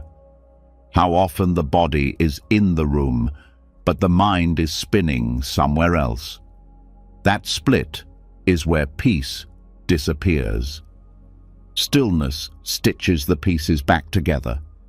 And here's the thing, stillness isn't always comfortable. When the noise fades, you start hearing everything you've been avoiding, the restlessness, the fear, the buried thoughts. But this is where growth begins. Because when you stay instead of running, the silence stops being threatening. It becomes a mirror. And in that mirror, you see clearly. And from that clarity, strength rises. The mind in stillness becomes like a clear lake. It reflects everything, but it clings to nothing. Emotions come and go, thoughts rise and fall, but nothing disturbs the depth. That's not the absence of feeling, it's mastery of it. You still feel, you still care. But you're not drowning. You're rooted, grounded in awareness. And this training doesn't require a bow, it requires attention. When you eat, eat slowly. When you speak, listen before you respond. When you walk, feel your feet. When you rest, truly rest. Each moment is an arrow. If you release it with awareness, it lands clean. If you release it in distraction, it misses, and you spend your life chasing after where it went. The warrior's stillness also teaches patience, not passivity, but the understanding that rushing weakens precision. Whether it's making a decision, healing a wound, or building a path forward, slowness done with intention outlasts speed done in panic. Zen archery isn't about who shoots first, it's about who shoots with truth. And when the world tests you, when criticism, chaos, or uncertainty shows up, your stillness becomes your shield. Because people can provoke you, but they can't move you unless you allow it. The goal isn't to fight everything.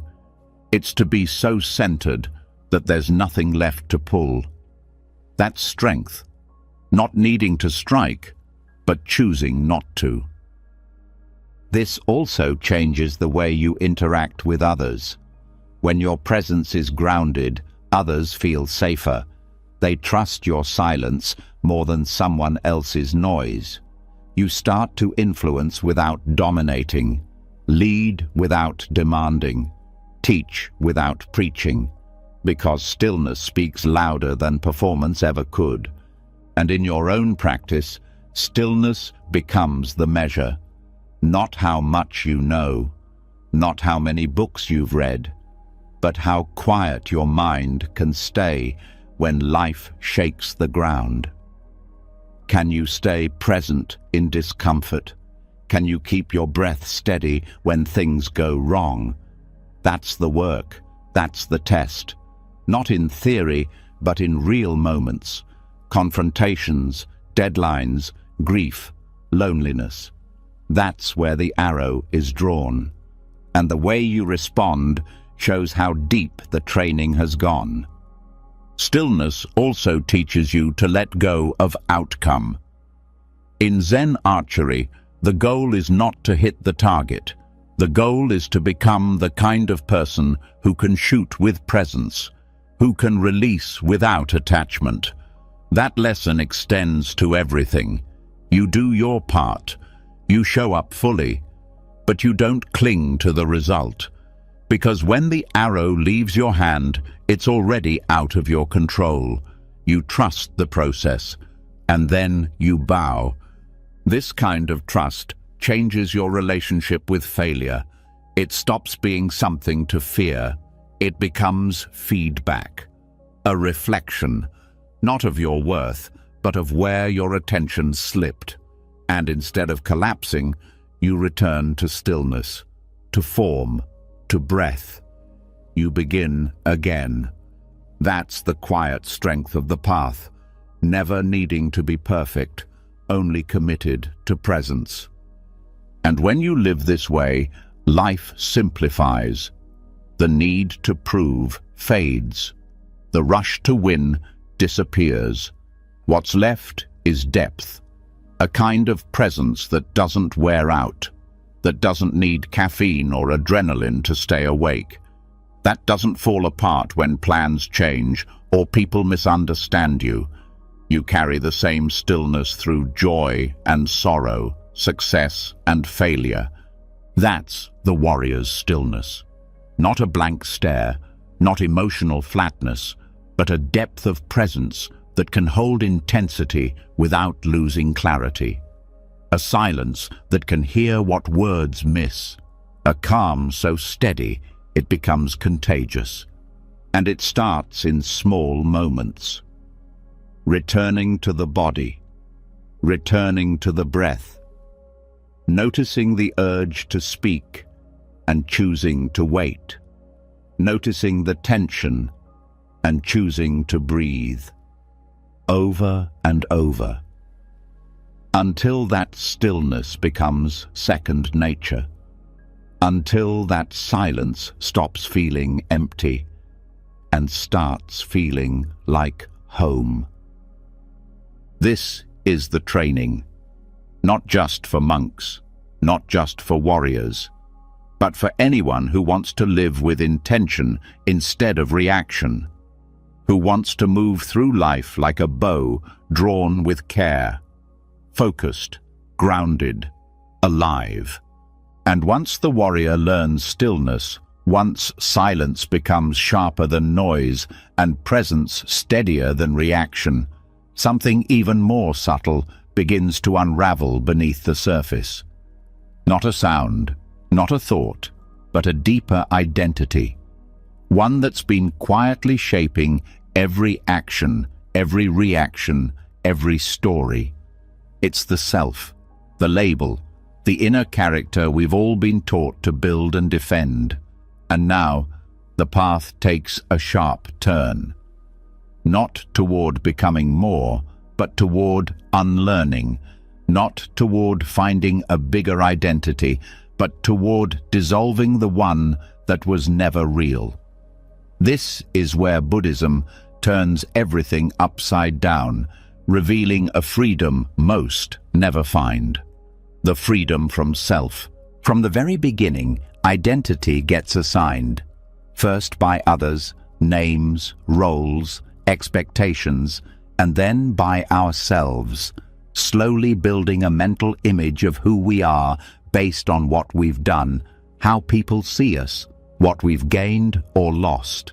That image becomes armor, and that armor becomes prison, because every time it's threatened by failure, by rejection, by change, the entire structure shakes. And most people spend their lives holding it up, patching the cracks, defending the illusion. But Buddhism teaches that this self we protect doesn't actually exist in the way we think it does. It's not a solid thing. It's a collection of memories, labels, preferences, and roles, none of which are stable, none of which define the core. And yet we cling to them, suffer for them, feel shame over them, because the idea of being nothing terrifies us more than any pain. This is where the real strength begins to build, not in fixing the self, but in letting go of the belief that you are that self. Because shame only sticks when there's a self to wound. Guilt only grows when it has a me to punish. Doubt only circles when it believes there's someone who must prove their worth. But when the self is seen as a concept, those emotions lose their grip. They still arise, but they don't stay. They don't define. This isn't about being emotionless. It's about seeing through the structure of identity that magnifies every emotion into a crisis. When the self is loosened, everything softens. Criticism becomes information. Mistakes become moments. There's no I to defend, only presence to return to. And that presence doesn't need identity to exist. It simply is. In meditation, this becomes clearer. You sit, thoughts come, feelings rise, memories appear. But who do they appear to? Who is the one watching? That silent awareness, that ungraspable space behind all the noise, that's closer to truth than any personality trait or label you've carried. The more you observe, the more you realize you are not your thoughts. You are not your emotions. You are not your name or your story or even your face in the mirror. You are the space they move through. Unlearning the self doesn't mean disappearing. It means stop clinging. Stop building your worth on unstable ground. Stop needing others to reflect a version of you back in order to feel valid. That's emotional invincibility, not because you're cold, but because you're free. Free from the need to prove, to perform, to be someone special in order to be at peace. And that peace changes everything.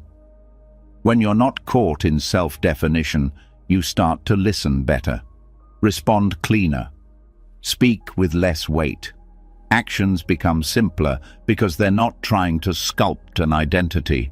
They're just honest expressions of presence. Compassion becomes more natural because there's no ego to protect, just shared humanity, shared pain, shared awareness.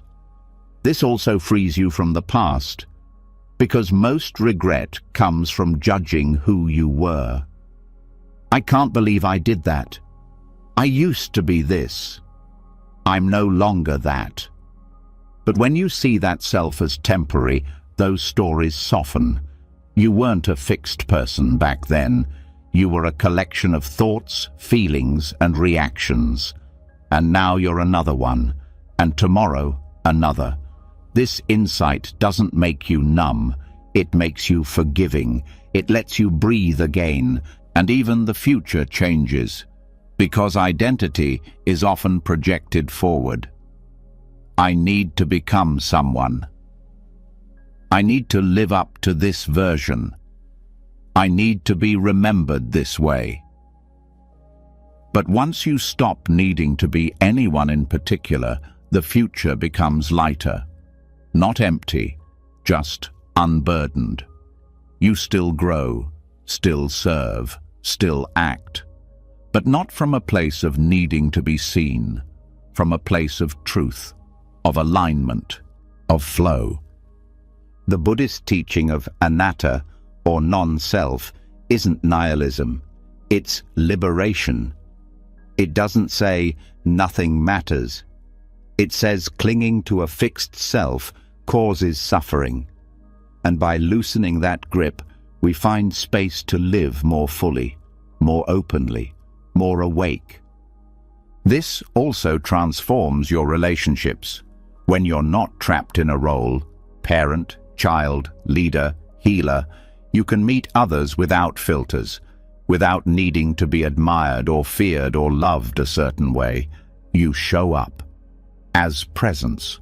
And in that presence, something honest unfolds, something not shaped by identity, but by connection. And when conflict happens, as it always does, unlearning the self allows for forgiveness, because you stop needing to be right in order to feel whole. You stop needing others to agree in order to feel safe. That flexibility is strength. It means you can bend without breaking. You can hear hard truths without crumbling. You can walk away from judgment without carrying it home. Even in solitude, the benefit appears. The fear of being alone is often the fear of being with no identity, no reflection, no audience. But when the self quiets, solitude becomes nourishing, not lonely, but spacious. You meet your own awareness like an old friend. No performance, no roles, just being. And that being is enough. This kind of freedom can't be faked. It's not about rejecting all labels loudly. It's about no longer being bound by them inwardly. You can still have a name, a story, a style, but they no longer own you. They're useful tools, not your core.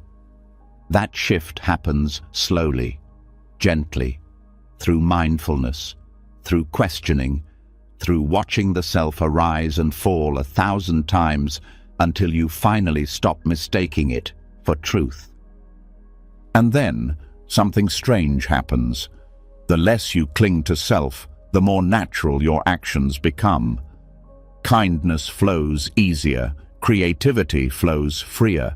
Decisions come with less inner noise because the pressure to be someone is gone. And all that's left is presence, awareness, action rooted in now, not in image. This is what Buddhism means when it speaks of true strength. Not the kind that resists shame, but the kind that sees shame clearly and doesn't attach. Not the kind that fights guilt, but the kind that sees it arise and pass without feeding it. Not the kind that never doubts, but the kind that sees doubt as a passing cloud, not a permanent truth. And it's not about being above pain. It's about no longer identifying with it. You can feel grief without becoming it. You can feel anger without being consumed. You can feel joy without trying to trap it, because you're no longer the one riding the wave. You're the ocean underneath. This doesn't mean the work ends. The self will keep rising. It's sneaky. It wants to reappear through pride, through comparison, through subtle self-importance. But now you know the game. You catch it. You smile. You return to breath, to now, to what's real. This return is the path, over and over, unlearning the self, returning to presence, moving from that space without attachment. And in doing so, you find a kind of emotional invincibility that doesn't need armor, doesn't need applause, doesn't need anything but clarity. You are not your name, not your trauma, not your titles. You are what notices them all. And once the grip of self begins to dissolve, once the mind no longer builds its worth around shifting roles and fragile identities, something even deeper becomes clear. It's not just who we think we are that shapes our experience. It's what we think we see. The world doesn't always hurt us with what it is. It hurts us with how we see it.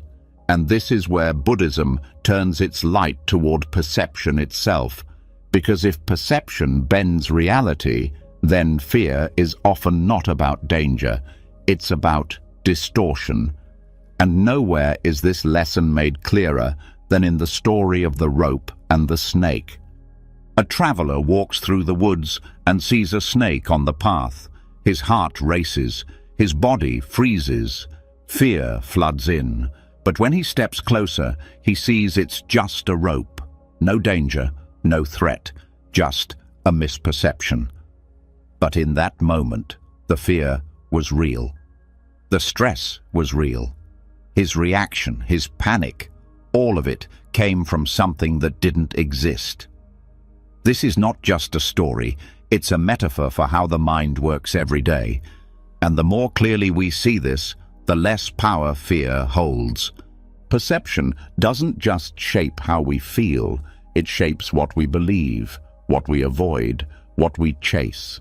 And when perception is distorted, we react to life in ways that don't match what's really happening. Someone frowns, and we assume they're angry. A message goes unanswered, and we believe we're being rejected.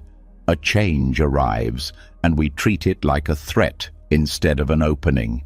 Fear slips in quietly, not through facts, but through misreading them. The rope and the snake story teaches a kind of mental training that is central to Buddhist practice. Pause, look closer, and question what you think is true. Because most fear begins with misperception, and most freedom begins with clarity. The more we train our mind to see clearly, the less we're controlled by the shadows it creates. This doesn't mean fear isn't real. It means fear often reacts before truth arrives. The body feels it instantly. The heart races. The thoughts spin. But fear's power doesn't come from danger. It comes from confusion. When you learn to slow down and look again, you give the mind time to correct the story, to check the facts. And in that space, courage begins. Fearlessness isn't the absence of fear. It's the refusal to react to what hasn't been truly seen.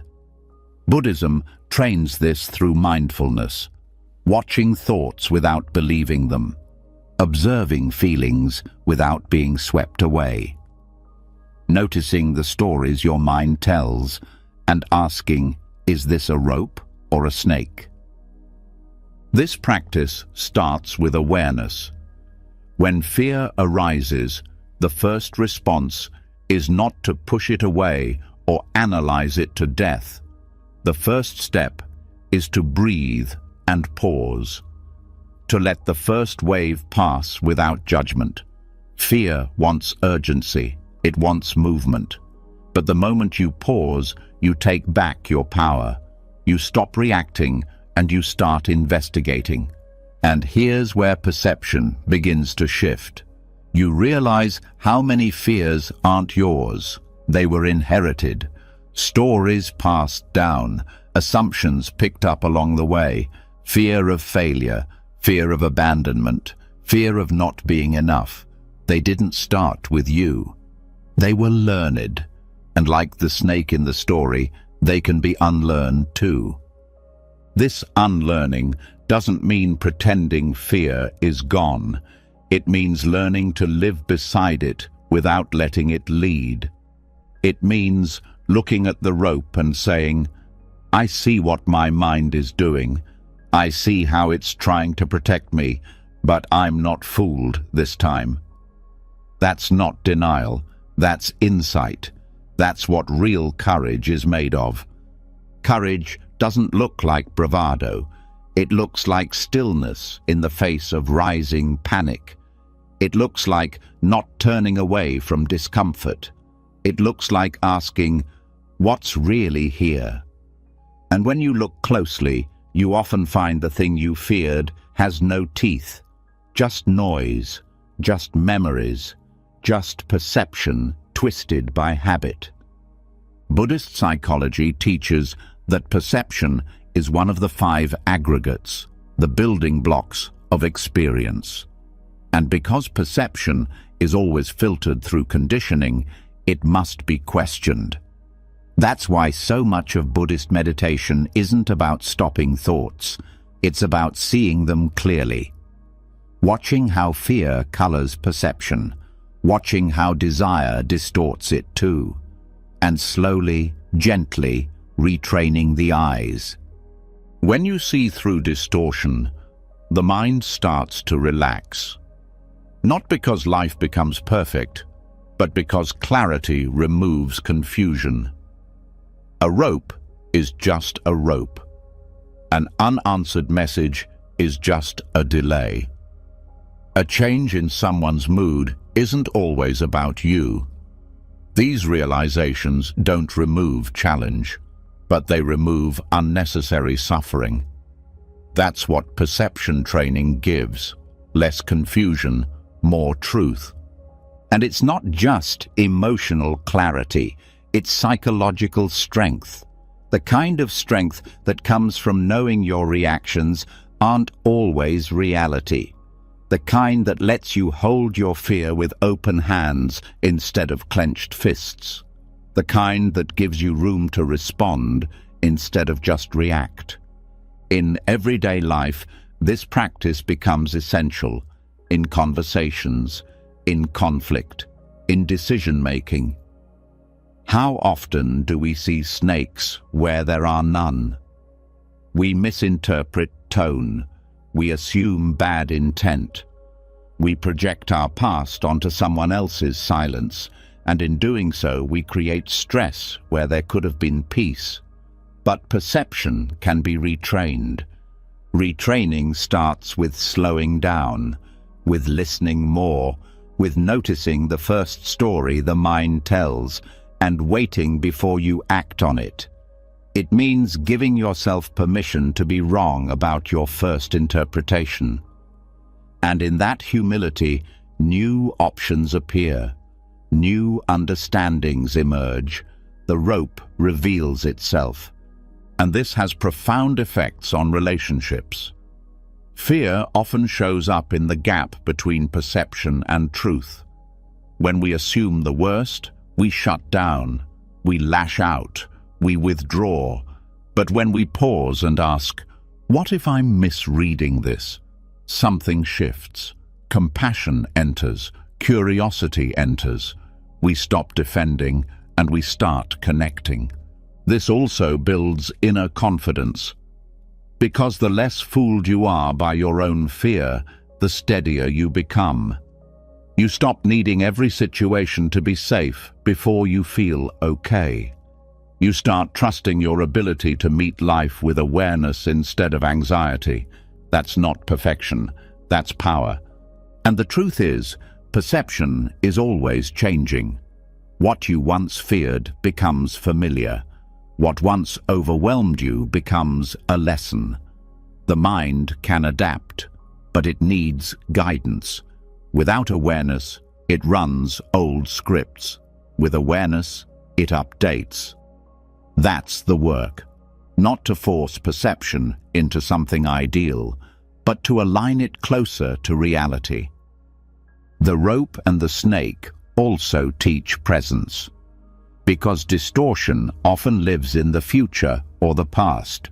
We see snakes not because they're here, but because something from before tells us to expect them. But the rope, it's right here, now, and when we stay present, the mind doesn't need to predict, it can just observe. And in observation, fear softens. This kind of clarity also allows for quicker recovery. Fear may still arise, triggers may still appear, but you catch them sooner, you come back faster, you don't spiral as long, and every time you return to truth, your strength grows. Quietly, steadily, like light returning after a storm. The Buddhist path isn't about becoming fearless in the sense of never feeling afraid. It's about developing the wisdom to know when fear is real and when it's just a rope. That wisdom is built in silence, in stillness, in patient investigation, and the more you build it, the more freedom you gain. Because freedom doesn't always look like joy. Sometimes it looks like not panicking. Sometimes it looks like staying steady when the old story starts playing again. Sometimes it looks like saying, I don't know if this is a rope or a snake yet, but I'll find out. And in that space, the mind opens, the breath returns, the reaction softens, and you get to choose your next step instead of being pulled by fear's first impulse. This is perception training, not to remove all fear, but to build the strength that keeps fear from driving, to become more honest with yourself, to stop confusing the first thought with the final truth, and to let each moment teach you how to see a little clearer than before. And once the rope is seen for what it is, once perception clears and fear loses its hold, a new question begins to rise from the quiet. If clarity brings peace, why does restlessness still return?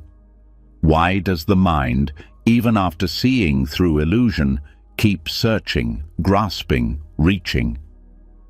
Because fear isn't the only force that distorts the present. Craving does too.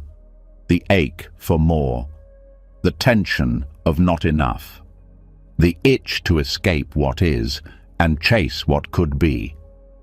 This is where the next layer of practice begins, not in silence, but in fire, in the furnace of frustration. In Buddhism, craving is called tanha, thirst. It is the engine of suffering.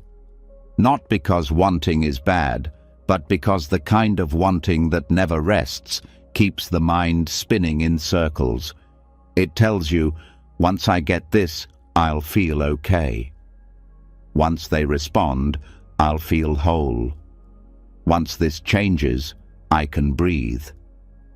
But the truth is, even when the craving is fulfilled, it's never enough. Satisfaction flickers, then disappears, and the mind moves to the next thing, always forward, never still.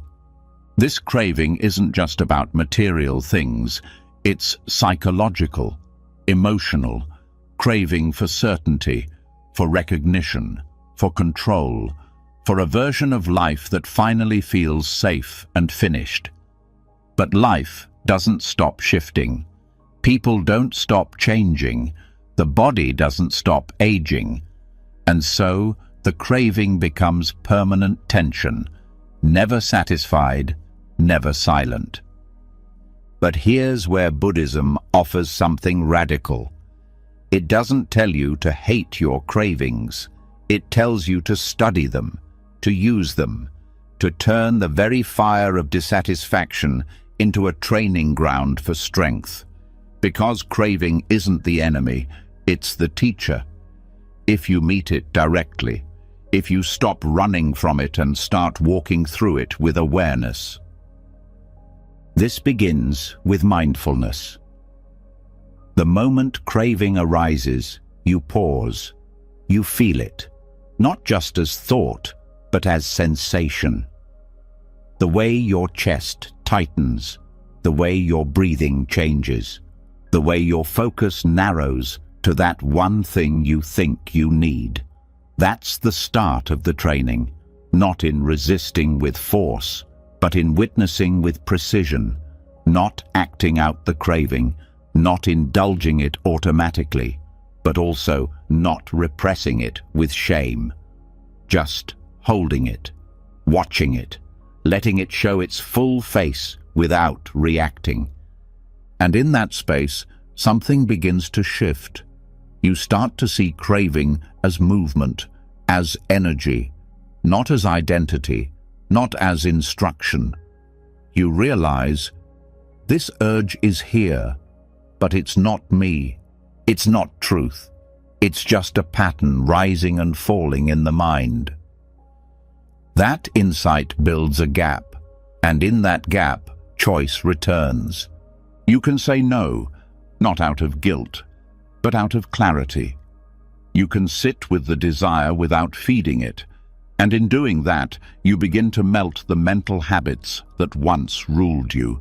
Every moment you don't give in is a moment of strength being built, not by force, but by patience. You become steady, spacious, unmoved by urges that used to control you, and the fire becomes useful, because it reveals where your attachments live. What you crave most intensely often shows you where your identity is tangled. The desire to be liked, to succeed, to be seen a certain way. These aren't random. They point to where the self is still clinging. And if you follow that thread mindfully, you can begin to untangle it. Craving is also a mirror. It reflects how deeply you believe peace is always somewhere else, somewhere later. Once you lose the weight, once the relationship works, once the job feels secure. But Buddhism invites a different path. It says peace is now. But it's buried under the illusion that something else must happen first. Craving is that illusion, and sitting with it, not acting on it, burns it down.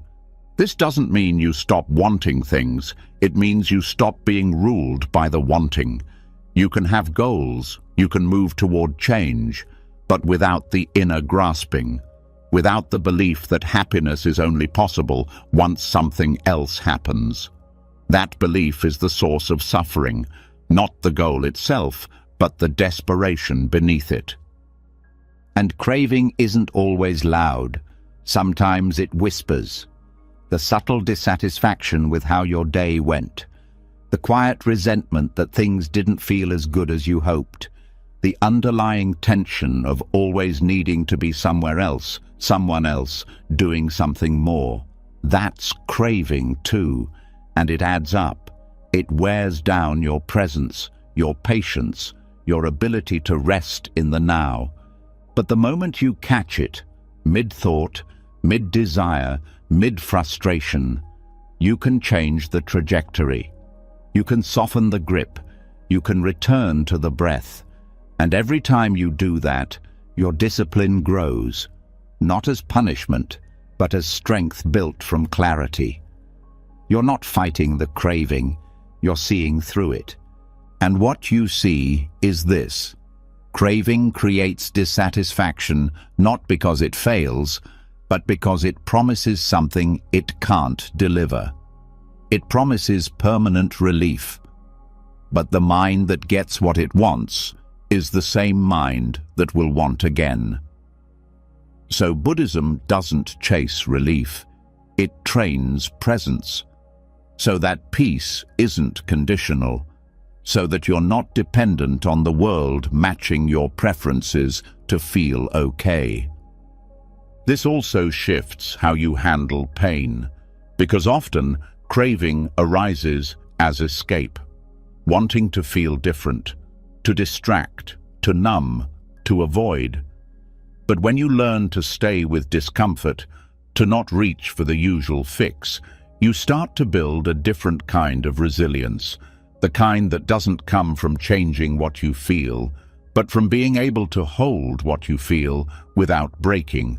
And over time, this changes your nervous system, your stress response, your emotional patterns, because every time you sit with craving without reacting, you send the body a new message. I'm safe here. I can stay. I don't need to run. That message rewires everything. It builds a groundedness that no achievement or relationship can give, because it's not built on having, it's built on letting go. And this has ripple effects everywhere, in how you eat, how you scroll, how you speak, how you respond to irritation. Craving touches all of it, and so mindfulness must enter all of it, not to shame you, but to train you, to turn your ordinary habits into sacred ground. Every time you feel the pull toward what you don't need and pause instead, you plant a seed of strength, of freedom, of a mind that doesn't flinch, because frustration itself isn't failure, it's fuel. It shows you where your edges are, where your discipline is still growing, where your peace still depends on control, and instead of avoiding that heat, you meet it. You enter the furnace not to burn up, but to burn through the illusion that you need more to be okay, through the lie that you can't sit with what is, through the belief that peace lives later, not now. And this practice isn't easy. It will test your patience, your pride, your old coping strategies. But every time you come back to the breath instead of the craving, every time you choose stillness over escape, you become stronger, not visibly, not dramatically, but deeply, quietly. With each decision not to feed the fire, you become the space around it. And eventually, the craving changes. It loses its urgency. It starts to feel familiar, manageable, not because you forced it down, but because you watched it so many times it stopped fooling you. And in its place, something else grows.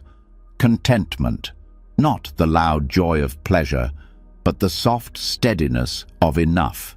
You no longer need everything to change for your peace to stay. You no longer collapse when something you want slips away. You no longer panic when the next high doesn't arrive. That's freedom. Not because craving is gone, but because it no longer commands your life. The furnace didn't burn you. It refined you. The heat didn't destroy. It revealed what was solid beneath the impulse. And now that strength walks with you, in small moments, in silent decisions, in the quiet courage to want and not follow, to feel lack and still stay present. This is the path of using craving as fuel, not to chase, but to transform, not to get more, but to need less, not to silence desire, but to stop believing it controls who you are.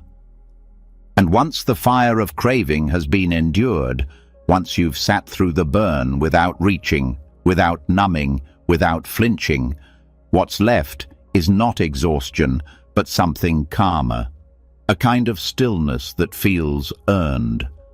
But life doesn't always burn in flames.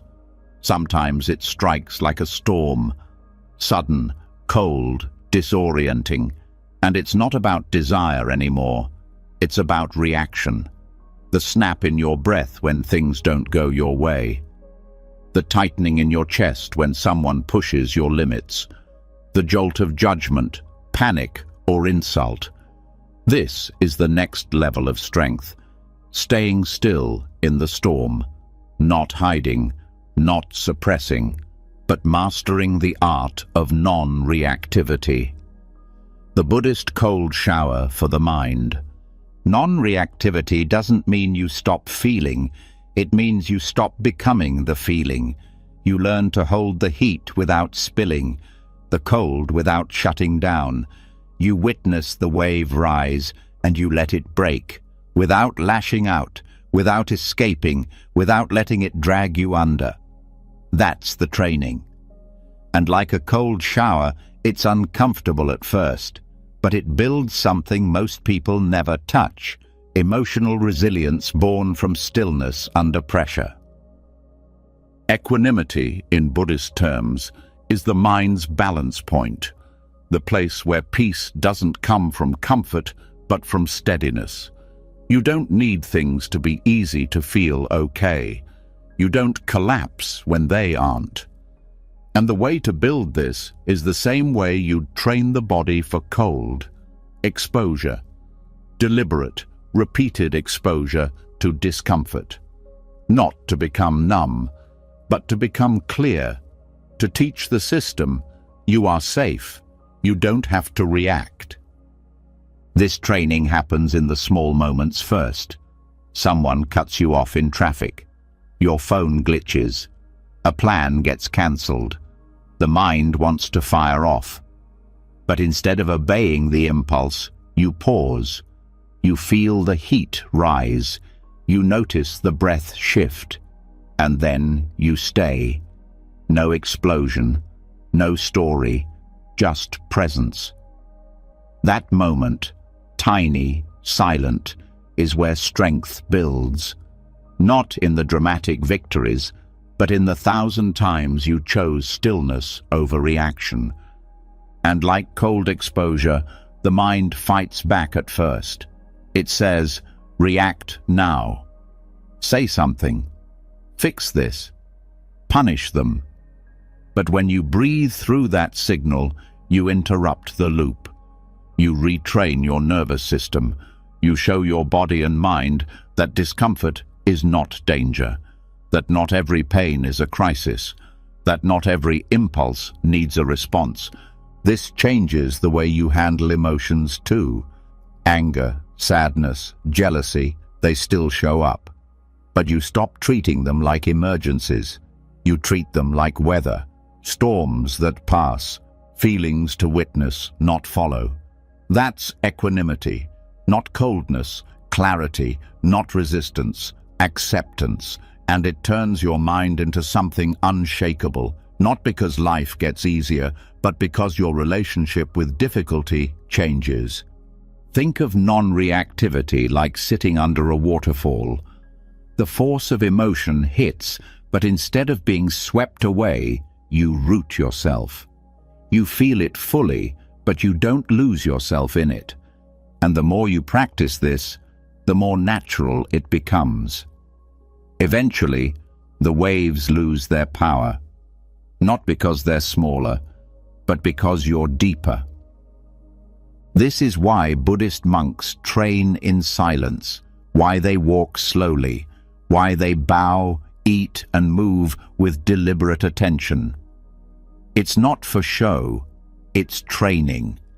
Each moment becomes a chance to feel a rising urge and not follow it. To notice impatience and breathe through it. To meet irritation with stillness instead of speed. The outer calm reflects the inner one, built through repetition, not accident. And this training isn't limited to monasteries. It's for everywhere, in your work, your home, your relationships.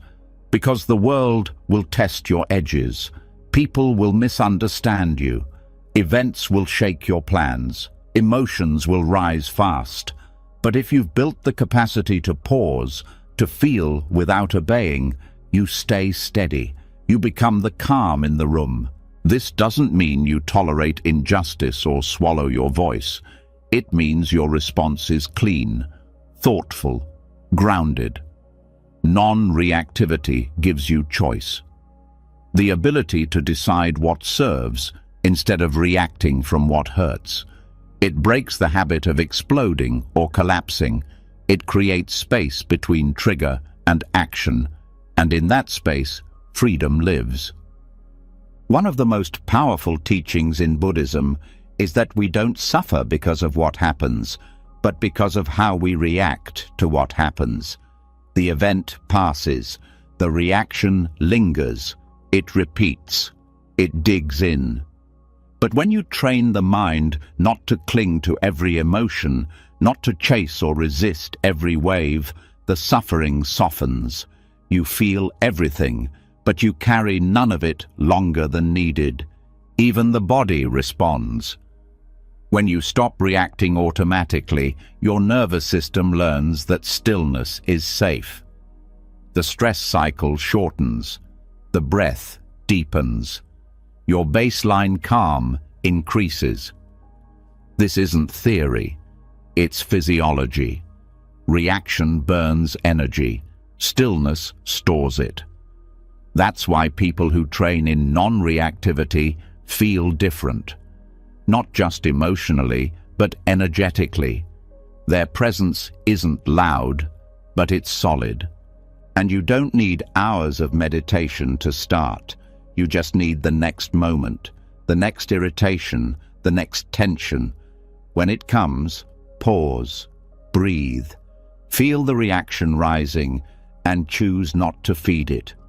Watch it like a scientist, label it without judgment, let it pass. That's the rep, that's the cold shower. Every time you do it, the mind becomes less reactive, and the space inside you becomes larger. This also changes your sense of identity, because so much of who we think we are is built from reaction. I'm an angry person. I'm anxious. I'm sensitive. But when you stop reacting, you start questioning those labels. You realize, I'm not my impulse. I'm not my mood. I'm not this wave of emotion. I'm the space it's moving through. That realization is not just insight, it's liberation. And the more you practice, the more surprises come. Things that used to shake you, don't. People who used to trigger you, don't. Not because they changed, but because you did. You became less available for chaos, less hooked by drama, less reactive to things that used to steal your peace. That's not ego, that's freedom. Even the practice of watching the breath becomes a tool here, because the breath is always neutral. It doesn't judge, it doesn't argue. When you return to it, you return to a space untouched by the story. That's why it's the anchor, the cold water for the mind, the reminder that underneath all of this, you are still here, still aware, still calm. And eventually, you stop fearing discomfort. You stop fearing emotion, because you've trained with it, sat with it, passed through it, without acting on it. And once you know you can do that, you walk differently. Not with arrogance, with peace, a peace that isn't shaken by every storm, a peace that doesn't need silence to exist, but creates it. This isn't perfection, it's practice. There will be moments you react. That's okay. You return, you breathe, you learn, and slowly your baseline changes. The default becomes calm, the response becomes choice, and the storm passes through you instead of pulling you into it.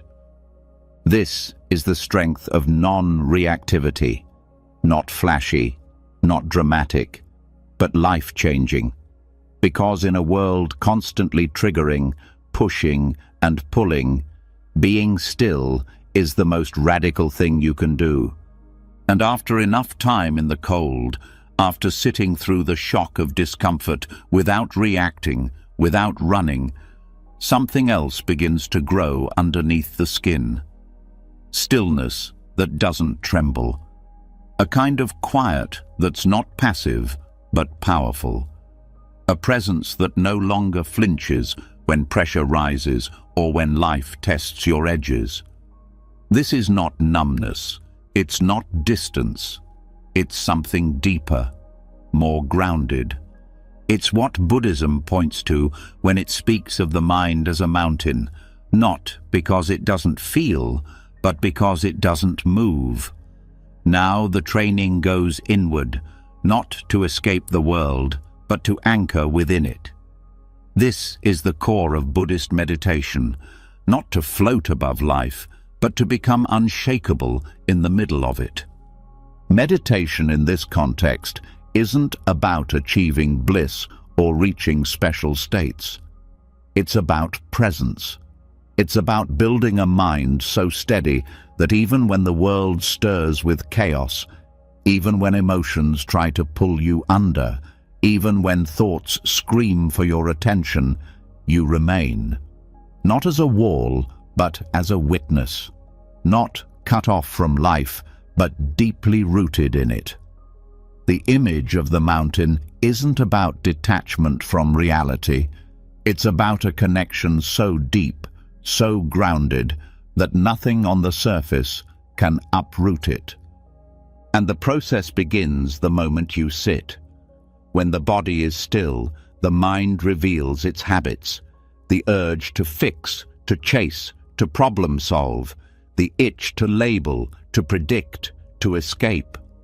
All of it shows up. Not because you're failing, but because you're finally paying attention. And in that awareness, you start to see what usually drives you, the thoughts you confuse for truth, the feelings you mistake for commands, and instead of being pulled by them, you observe. You breathe, you sit. Over time, this sitting becomes more than just posture. It becomes a statement. I will not run. I will not hide. I will stay. And the more you stay, the more you build the capacity to remain unshaken, not because storms stop coming, but because you stop getting lost in them. The mountain doesn't stop the weather, it holds through it. That's the strength you're cultivating. And this stillness is active.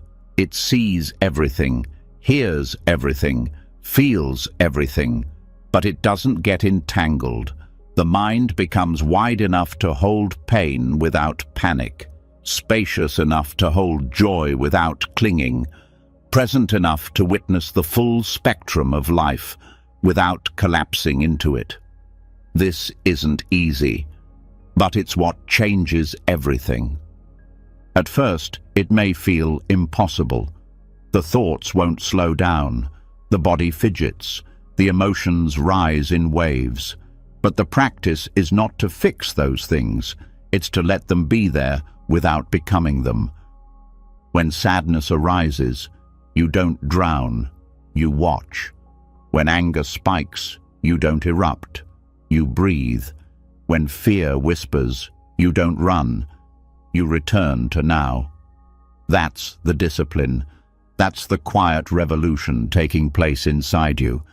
And this doesn't just affect your inner world, it transforms your outer one too, because the stronger your presence becomes, the less you react out of fear, the less you speak from insecurity, the less you fall into habits that hurt you.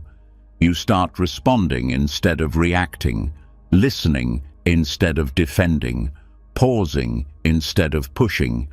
And in that shift, your relationships soften, your decisions sharpen, your energy steadies. The mountain doesn't reject the world, it holds space for it. And meditation trains you to do the same. When conflict arises, you meet it with presence. When uncertainty hits, you meet it with breath. When things don't go your way, you don't collapse into frustration. You stay rooted, not because you've stopped caring, but because you've stopped needing control to feel safe. This kind of mind isn't developed overnight. It's carved slowly, like stone, shaped by time, by repetition, by returning again and again to the same still point. Each sight deepens it. Each breath steadies it. And even when you think nothing's happening, the roots are growing. You may not notice at first, but others will. They'll feel something in you that doesn't shake the way it used to, that doesn't panic when plans change, that doesn't get thrown off by noise. And it's not because you've escaped life. It's because you've turned toward it fully and stayed. That's what builds the mountain. The willingness to remain when discomfort shows up, to face your own patterns without turning away, to meet silence not as an enemy, but as a home. Meditation also teaches that strength is not found in force, but in presence. You don't silence the mind by wrestling it. You calm it by watching. You don't stop thoughts by pushing them away. You let them pass like clouds over a vast sky. The more space you give them, the less they control you. The mountain doesn't chase the clouds. It lets them come and go, and it stays. And that same strength begins to show up in daily life. You notice the space between impulse and action. You feel the pull to speak, but you choose to listen. You hear the old story rising, and you don't feed it. That's what meditation gives, not control over everything, but mastery over your own inner world. Even in crisis, this training holds. When grief hits, when fear returns, when everything feels like too much, you don't have to pretend you're okay. You just have to stay present, to keep breathing, to keep returning. That's what the mountain does. It doesn't avoid the storm. It faces it, and it holds. And over time, meditation becomes more than a practice. It becomes a way of being. You don't have to sit in silence to be present. You bring the mountain into every interaction, into traffic, into meetings, into hard conversations, into heartbreak. You begin to live from that place, from presence, from depth, from a quiet that doesn't ask for attention, but radiates stability. And this depth becomes a refuge. When life is loud, you return to breath. When thoughts race, you return to stillness. When others react, you respond from center. And you begin to see how much suffering is optional, how much chaos comes not from life, but from our refusal to pause before we move, from our habit of reacting before we breathe. Meditation breaks that habit. It rewires the nervous system to wait, to witness, to stay. And in doing that, it creates a mind that doesn't need to be perfect to be peaceful. A mind that doesn't need answers to feel whole. A mind that is no longer pulled by every passing emotion, but anchored in the now. This isn't passive peace, it's active presence. And it's built through every sit, every breath, every time you close your eyes, not to escape, but to see more clearly, to feel more honestly, to respond more wisely. That's the path, and it's not far away. It's one breath deep, over and over, until the storm no longer controls you, until the world can shift and turn and roar, and you stay right here, still, grounded, awake. This is the mountain that watches. And once the mind becomes a mountain, once presence becomes strong enough to hold still through storms, the next challenge is not how to withstand chaos, but how to stop inviting it. Because even when the world quiets, the noise inside doesn't always follow. It clings to stimulation, to options, to endless things that feel important. And slowly, silently, that noise steals the strength that was just built. This is where the deeper work begins, not by adding more, but by choosing less. Voluntary simplicity isn't just about a lifestyle, it's about mental freedom. It's the art of removing distractions, not to live with lack, but to make space for clarity, focus, and real peace. In Buddhist practice, simplicity is not deprivation, it's design. The monastic codes that guide monks and nuns aren't punishments, they're tools. Fewer belongings mean fewer decisions. Fewer decisions mean fewer mental loops. Less clutter outside equals less chaos inside. The whole system is built to reduce unnecessary friction, not because comfort is wrong, but because simplicity reveals what actually matters. What remains when the rest is stripped away isn't emptiness, it's strength. The mind is not naturally quiet. It pulls toward choice, it wants variety, it craves stimulation. But too much choice weakens resolve. Too many options split attention, and attention is power. Wherever it leaks, your energy follows. Simplicity trains that energy back into one place, this moment, this breath, this task. Not because it's trendy, but because divided focus is diluted living. And this isn't just about physical possessions. It's about commitments, habits, mental clutter. How many tabs are open in your mind right now? How much of your attention is held hostage by things you don't even care about deeply? Simplicity isn't about having nothing. It's about needing less, wanting less. And in that wanting less, building more space for stillness, for creativity, for connection. There's a reason monasteries look plain. It's not because beauty is denied, it's because distraction is. When your room is bare, the mind can't jump from object to object. It returns to the breath, to awareness. And this design spills into daily life. When you reduce the mental traffic, each moment becomes sharper. You stop multitasking. You stop checking out. You start living with full attention again. Voluntary simplicity also protects discipline, because when the world keeps offering you more, it takes strength to say no, to choose silence over scrolling, to choose rest over another obligation, to choose depth over novelty.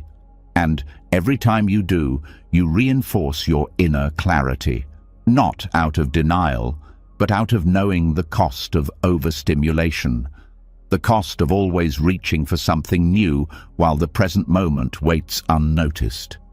This doesn't mean life becomes boring. It means it becomes intentional. When you eat, you eat. When you speak, you speak. When you walk, you feel your feet. Each action becomes sacred, not because of what it is, but because of the space you gave it. That's what simplicity offers. Not the removal of joy, but the return of presence to things you forgot were joyful. And the mind, when it adjusts, starts craving less automatically. Once it experiences the peace of fewer distractions, it stops chasing stimulation as much. The nervous system recalibrates. The dopamine feedback loops slow down. You stop needing constant noise to feel alive. And in the quiet, you realize that most of what you thought you needed was only blocking you from seeing what was already here. In practice, this might mean owning fewer clothes, or saying no to more events, or leaving more space in your schedule, or deleting apps that steal your focus. But beneath all that, the real simplicity is internal. It's how many identities you carry, how many expectations, how many mental checklists you run every hour. When those drop, what remains is clean, focused, grounded. Even monks who live with almost nothing aren't practicing poverty. They're practicing freedom, because the less they have, the more attention they reclaim. And with that attention, they train, they serve, they reflect, they deepen. That's the core principle. Clear space equals clear mind, and a clear mind is unshakable. But in modern life, simplicity has to be chosen. No one hands it to you. The default is complexity. More notifications, more choices, more noise. Choosing less becomes an act of rebellion, not against the world, but for your own peace. And that choice doesn't have to be extreme. One quiet morning, one unplanned evening, one walk without your phone. Each moment of less is a doorway into more. This also sharpens your values, because when you reduce the noise, what matters most becomes obvious. You stop spreading yourself thin. You stop saying yes to things that don't align. Simplicity becomes a filter, not just for stuff, but for decisions. You ask, does this nourish or distract? Does this add to peace or pull me away from it? And that filter protects your energy like nothing else. And simplicity reveals another gift, contentment. Not the kind you force, the kind that arrives when there's space for it, when you're no longer comparing, no longer racing, no longer convincing yourself that happiness is one more thing away. In the space left by simplicity, gratitude grows. You start seeing the ordinary as beautiful again. You start noticing the sky, the breath, the texture of silence. This is also why monastic schedules are repetitive. The same meals, the same robes, the same rhythm. Because removing novelty doesn't kill joy. It deepens presence. Without chasing something new, the mind relaxes into what is, and what is becomes enough. In that enoughness, strength grows, not the strength of control, but the strength of not needing to control everything. And you don't have to become a monk to feel this. You just have to practice letting go of the extra, not with harshness, with wisdom. Look at your space, your habits, your mind. Ask what's useful and what's just noise. Ask what you'd keep if your peace was the goal, not your image, not your productivity, just your peace. And let the answers guide you. Maybe you stop checking the news 10 times a day. Maybe you stop chasing the perfect plan. Maybe you stop overcommitting out of guilt. Each time you remove something that scatters your mind, you reclaim a piece of your strength.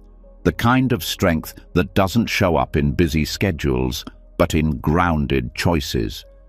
And in relationships, simplicity softens things too. You stop needing people to perform. You stop performing yourself. You start valuing presence over perfection, a real conversation, a shared silence, time that doesn't need to prove its worth. That's what simplicity brings, depth, not through intensity, but through consistency. This way of life isn't flashy, but it's powerful, because when you're not constantly chasing, you can finally receive. When you're not buried in complexity, you can finally breathe. And when your mind isn't full of noise, you can finally hear the quiet truth underneath it all, that you don't need more to be whole. You just need space. And when the clutter is cleared, when life is trimmed down to its essence and the mind finally has room to breathe, something strange begins to happen. You stop needing to win every argument. You stop feeling the pull to prove yourself. The urge to react, to defend, to push back at every discomfort no longer feels necessary. Because simplicity hasn't just lightened your surroundings, it's softened the need for conflict. And now, the deeper lesson reveals itself. True strength isn't always shown by action, it's often shown by restraint. Buddhism calls this wisdom, the wisdom of knowing when not to fight. In a world that constantly tells you to speak up, fight back, be bold, and always stand your ground, this idea might feel like weakness, but it isn't. Non-resistance, when done from awareness, not fear, is a power most never develop. Because anyone can react, anyone can shout, anyone can strike back when they feel threatened. But to pause, to assess, to choose peace over ego, that's control, that's mastery, that's strength, disguised as stillness. This doesn't mean letting people walk over you. It doesn't mean avoiding confrontation out of fear. It means developing the inner clarity to know which battles are truly worth your energy, and which are simply invitations to lose your peace. It's the difference between instinct and intention begins where reactivity ends.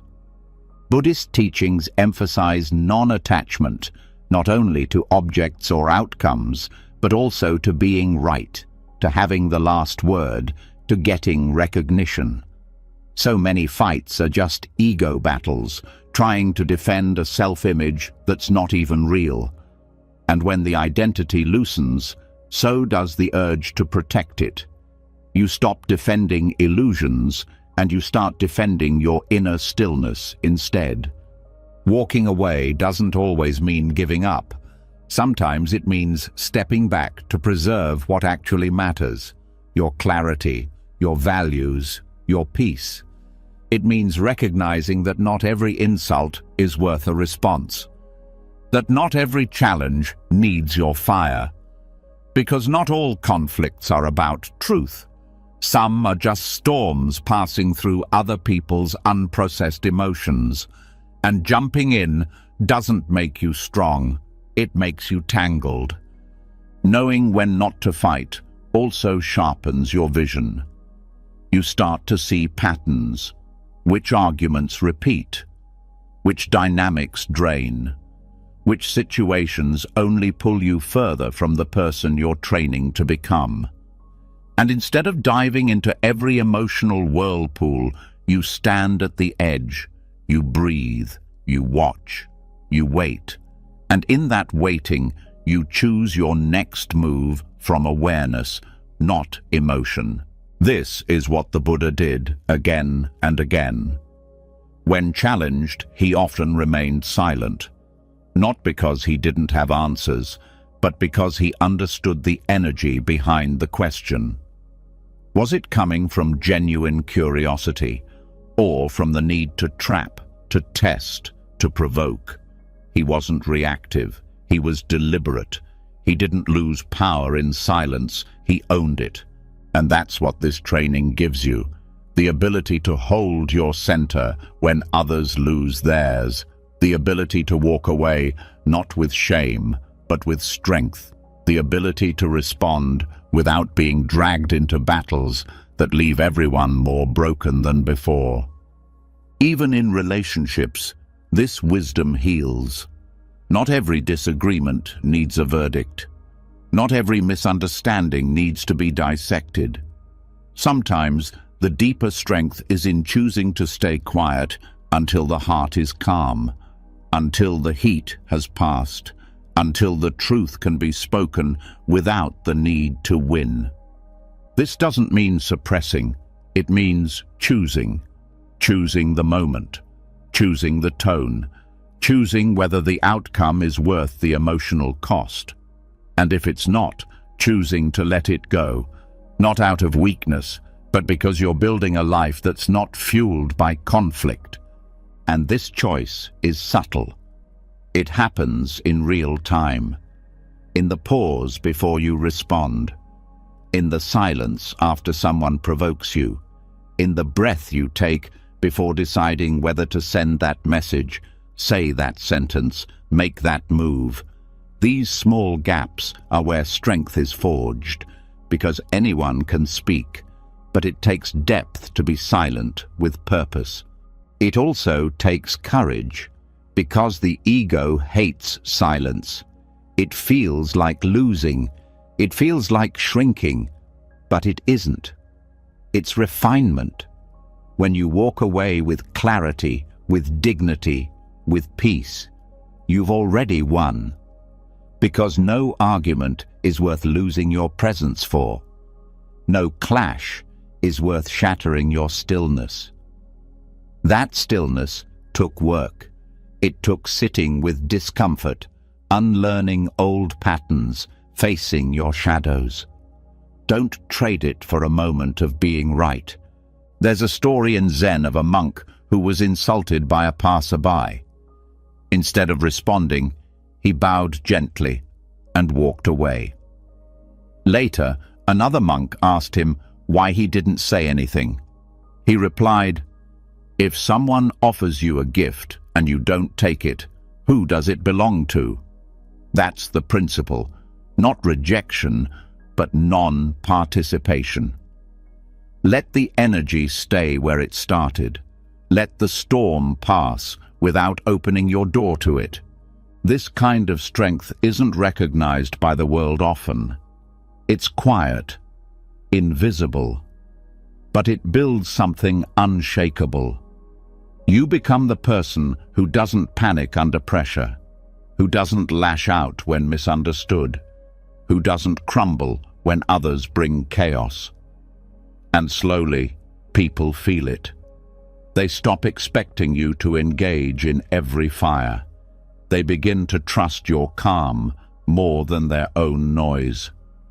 And this training must be lived, not just understood, in real conflicts, in real disappointments, when someone blames you unfairly, when someone speaks with cruelty, when someone attacks your character.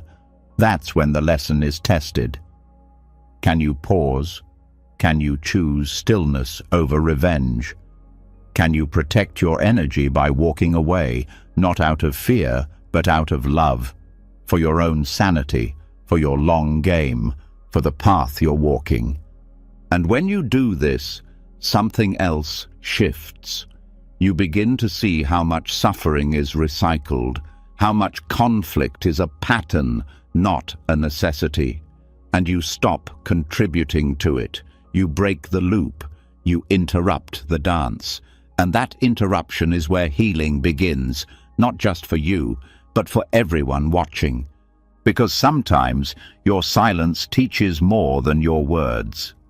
Sometimes your restraint models a new way to respond. Sometimes your refusal to fight becomes a mirror for others to see their own reaction more clearly. And even if they don't see it, you do.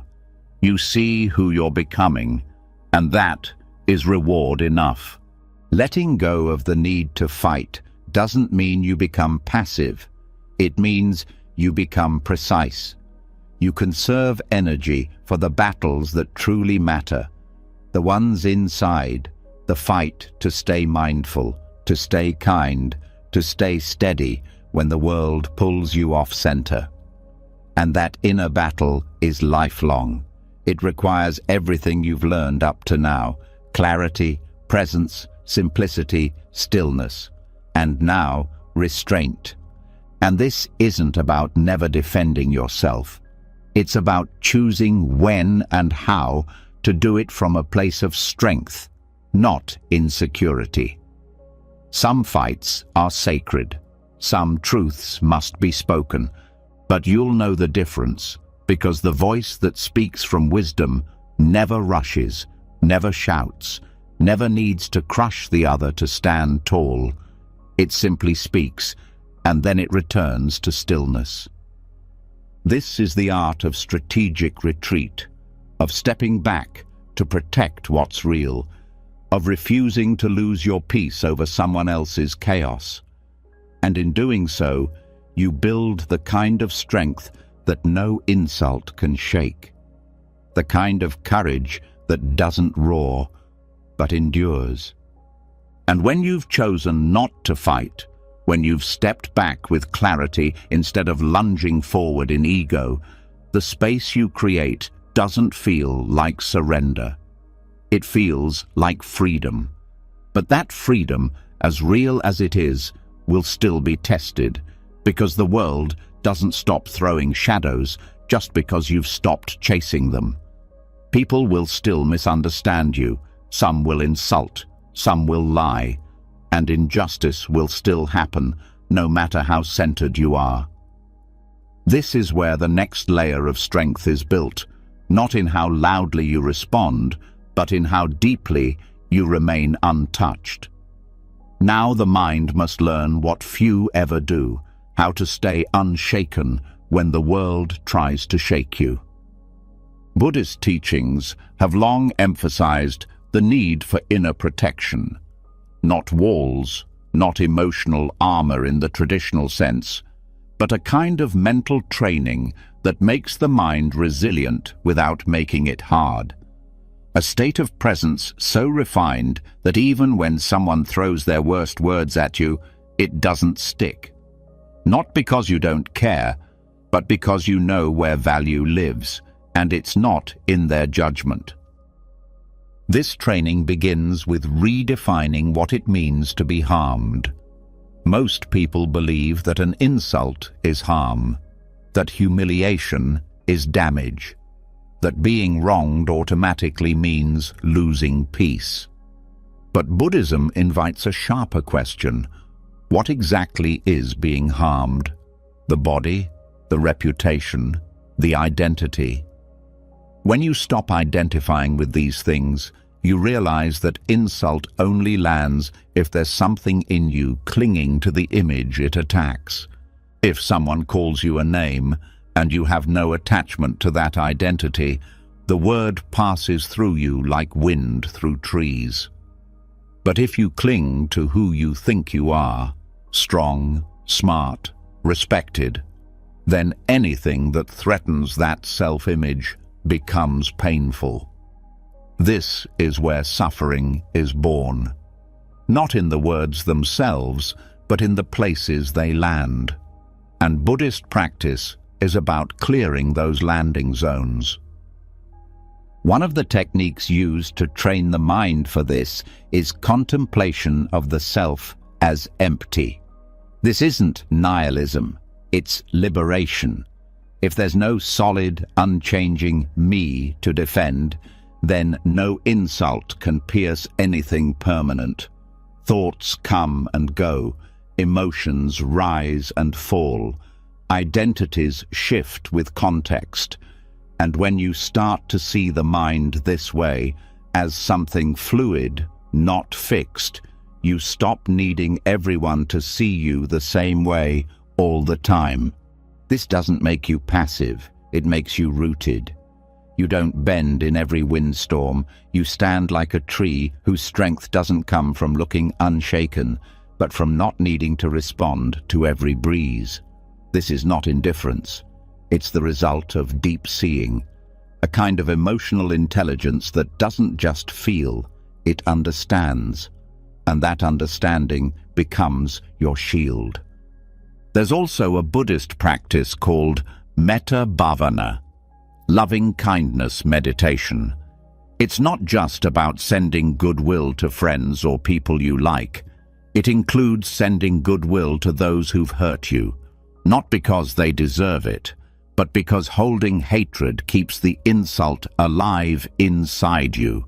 The moment you begin offering compassion, even to those who attack you, the sharpness dulls. You stop being the victim of their pain, and you become a witness to it. And in that shift, you gain a superpower. Not because you don't feel pain, but because you stop carrying pain that isn't yours.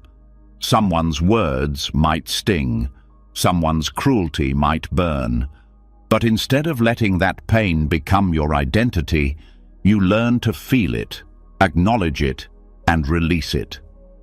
That release is what builds an unshaken mind, a mind that experiences deeply but doesn't cling to experience. Another technique used is mindfulness of reaction. Every time you're criticized, every time someone speaks to you unfairly, the mind reacts. Tightness, anger, the urge to defend, and most people obey that urge. But mindfulness creates a pause. You feel the reaction rise, and instead of acting on it, you name it. There's anger. There's pain. There's the urge to attack back. And in that naming, space opens. The emotion is no longer you. It's just something passing through. This space is everything.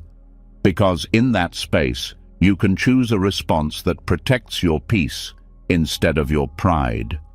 You can say nothing, or you can speak with clarity instead of heat. You can walk away with calm instead of revenge, and each time you do, the mind learns.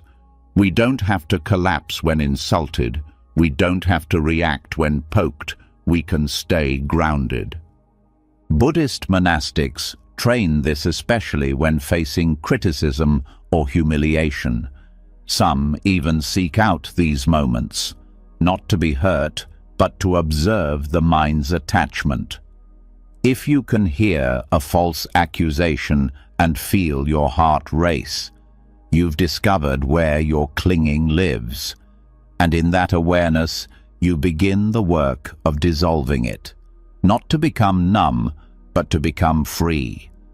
Freedom is the real goal here, not control, not perfection. Freedom from the emotional strings others try to pull.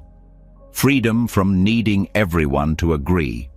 Freedom from being imprisoned by other people's approval or disapproval. That kind of strength doesn't wear a crown.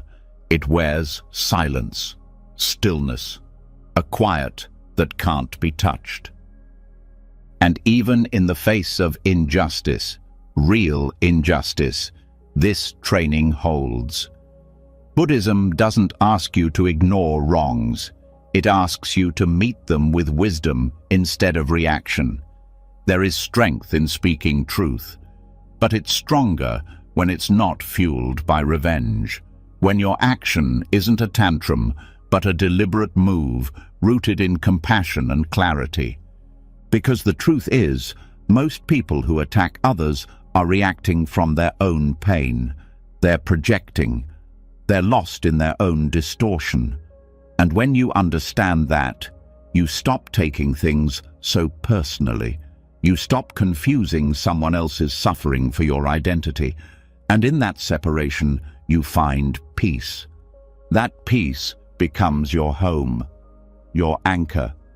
And when it's stable enough, the world can scream, and you can whisper back, "I don't need to absorb this." That's not denial, that's discernment. Knowing what to hold and what to release. Knowing which words matter and which ones are just echoes of someone else's storm. This also transforms how you talk to yourself, because the worst insults often come from within: the shame, the regret, the inner critic. And all the techniques you use to face outer attacks apply here too. You observe, you breathe, you notice the story, and you don't feed it. You return to presence, to what's real, to what's happening now, not what happened years ago, not what could have been, not what others think. Just now. And in this now, there's nothing to defend, nothing to prove. Just breath, just awareness, just the quiet knowing.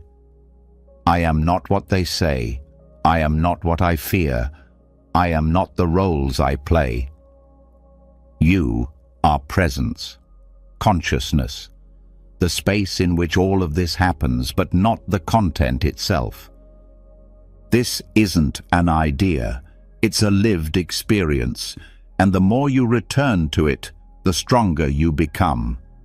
Not by building walls, but by realizing you don't need them, because the things that used to pierce you don't land anymore. There's nowhere for them to stick. That's the unshaken mind. Not immune to pain, but no longer run by it. Not afraid of conflict, but no longer owned by it. Not desperate for peace, but radiating it from within. That's the kind of strength you carry quietly, the kind that can sit in a room full of chaos and remain untouched. Not because you're special, but because you've trained, and the training never ends. But every moment of awareness adds a layer of protection, not a wall, but a space, a clarity, a confidence that says, I know who I am, I know what I value, and no insult, no injustice, no moment of humiliation will take that away. This is not arrogance. It's alignment with what's true, with what's eternal, with the part of you that cannot be broken by words or warped by opinion. That's what you're building. And once the mind has been trained to remain unshaken, once insult, injustice, and humiliation lose their grip, there's something underneath that strength still waiting to be uncovered, a depth that goes beyond calm, beyond stillness, something radiant, not fragile like glass, not heavy like stone, but piercing, luminous, and unbreakable. In the teachings of Vajrayana Buddhism, this is the diamond mind, a state of awareness so clear it reflects all without distortion, so strong it cannot be shattered, and so sharp it cuts through illusion like light through darkness. What you're about to enter now is a different dimension of practice, not just mental discipline, but energetic transformation.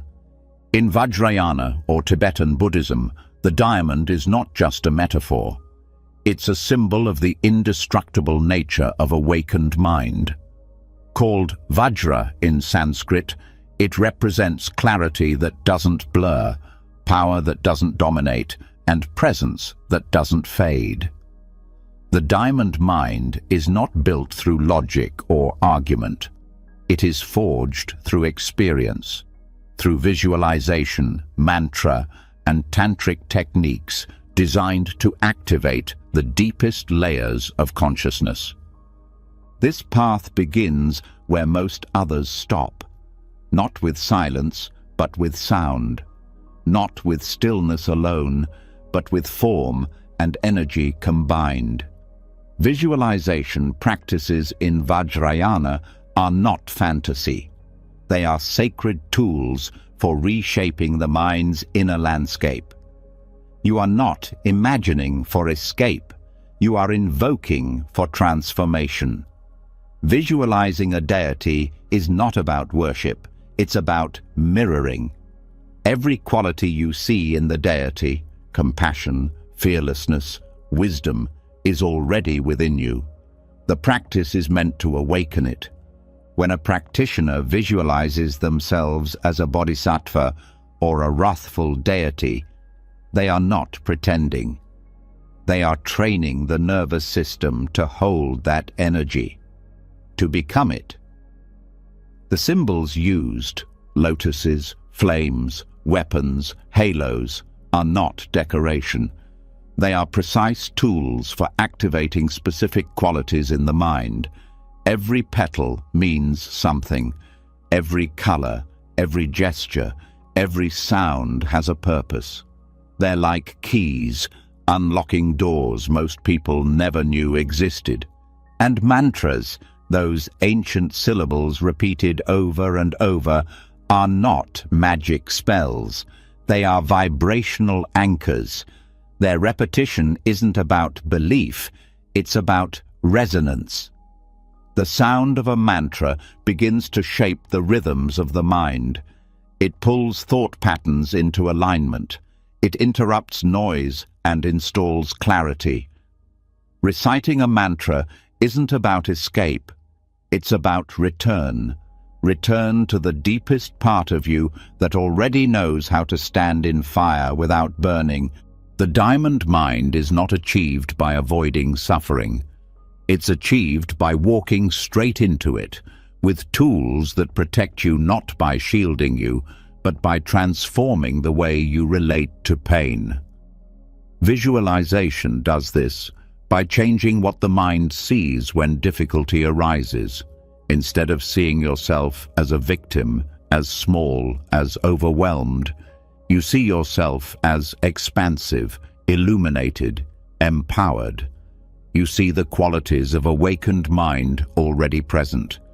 And through that seeing, you begin to live differently. In Vajrayana, even wrath has a place. Fierce deities with flaming hair and wild eyes are not images of rage. They are symbols of fierce compassion, the kind of power that cuts through delusion, not to destroy, but to liberate. When you face fear or ego with that energy inside you, you stop negotiating with doubt. You burn through it, not with violence, with clarity, with presence, with an unshakable connection to what cannot be broken. This practice is not casual. It requires preparation, a steady foundation of ethics, mindfulness, and discipline. Vajrayana does not skip the groundwork. It builds on it. And once that foundation is strong, the symbolic techniques deepen what's already there. They don't replace the basics. They unlock their full potential. The diamond mind is also trained in the body, not through tension, but through subtle awareness. Vajrayana includes practices like inner fire meditation, working with subtle energy channels in the body to generate clarity and warmth. The breath is visualized as light, the body as transparent. Emotions are met not just as sensations, but as flowing energy that can be redirected, not suppressed. You don't kill anger. You transform it into precision. You don't numb desire. You refine it into devotion. This is alchemy, not rejection, but transformation. And the strength that arises from this isn't loud. It's stable. When someone tries to shame you, the diamond mind sees the truth behind the words. When a situation turns chaotic, the diamond mind doesn't panic. It shines. When old fears surface, they are met not with collapse, but with presence that cuts through illusion, like a blade, like a beam, like a diamond catching light. This is also where duality begins to dissolve. In Vajrayana, the ordinary and the sacred are not separate. Your body is not an obstacle. It's a vehicle. Your breath is not mundane. It's a bridge. Your life, even in its messiest moments, is not a distraction from the path. It is the path. The mind doesn't have to become perfect to be indestructible. It just has to stop identifying with its distortions and start training its gaze on truth. Truth in this tradition is not just awareness of impermanence, it's direct realization of your own nature. The part of you that is not born and does not die, not as belief, but as felt experience. Vajrayana uses every tool available, sound, image, movement, imagination, to wake you up to that nature. And once it's seen, it cannot be unseen. That's what indestructibility means. Not that you won't feel pain, but that your core clarity will not break under it. Even death is viewed differently.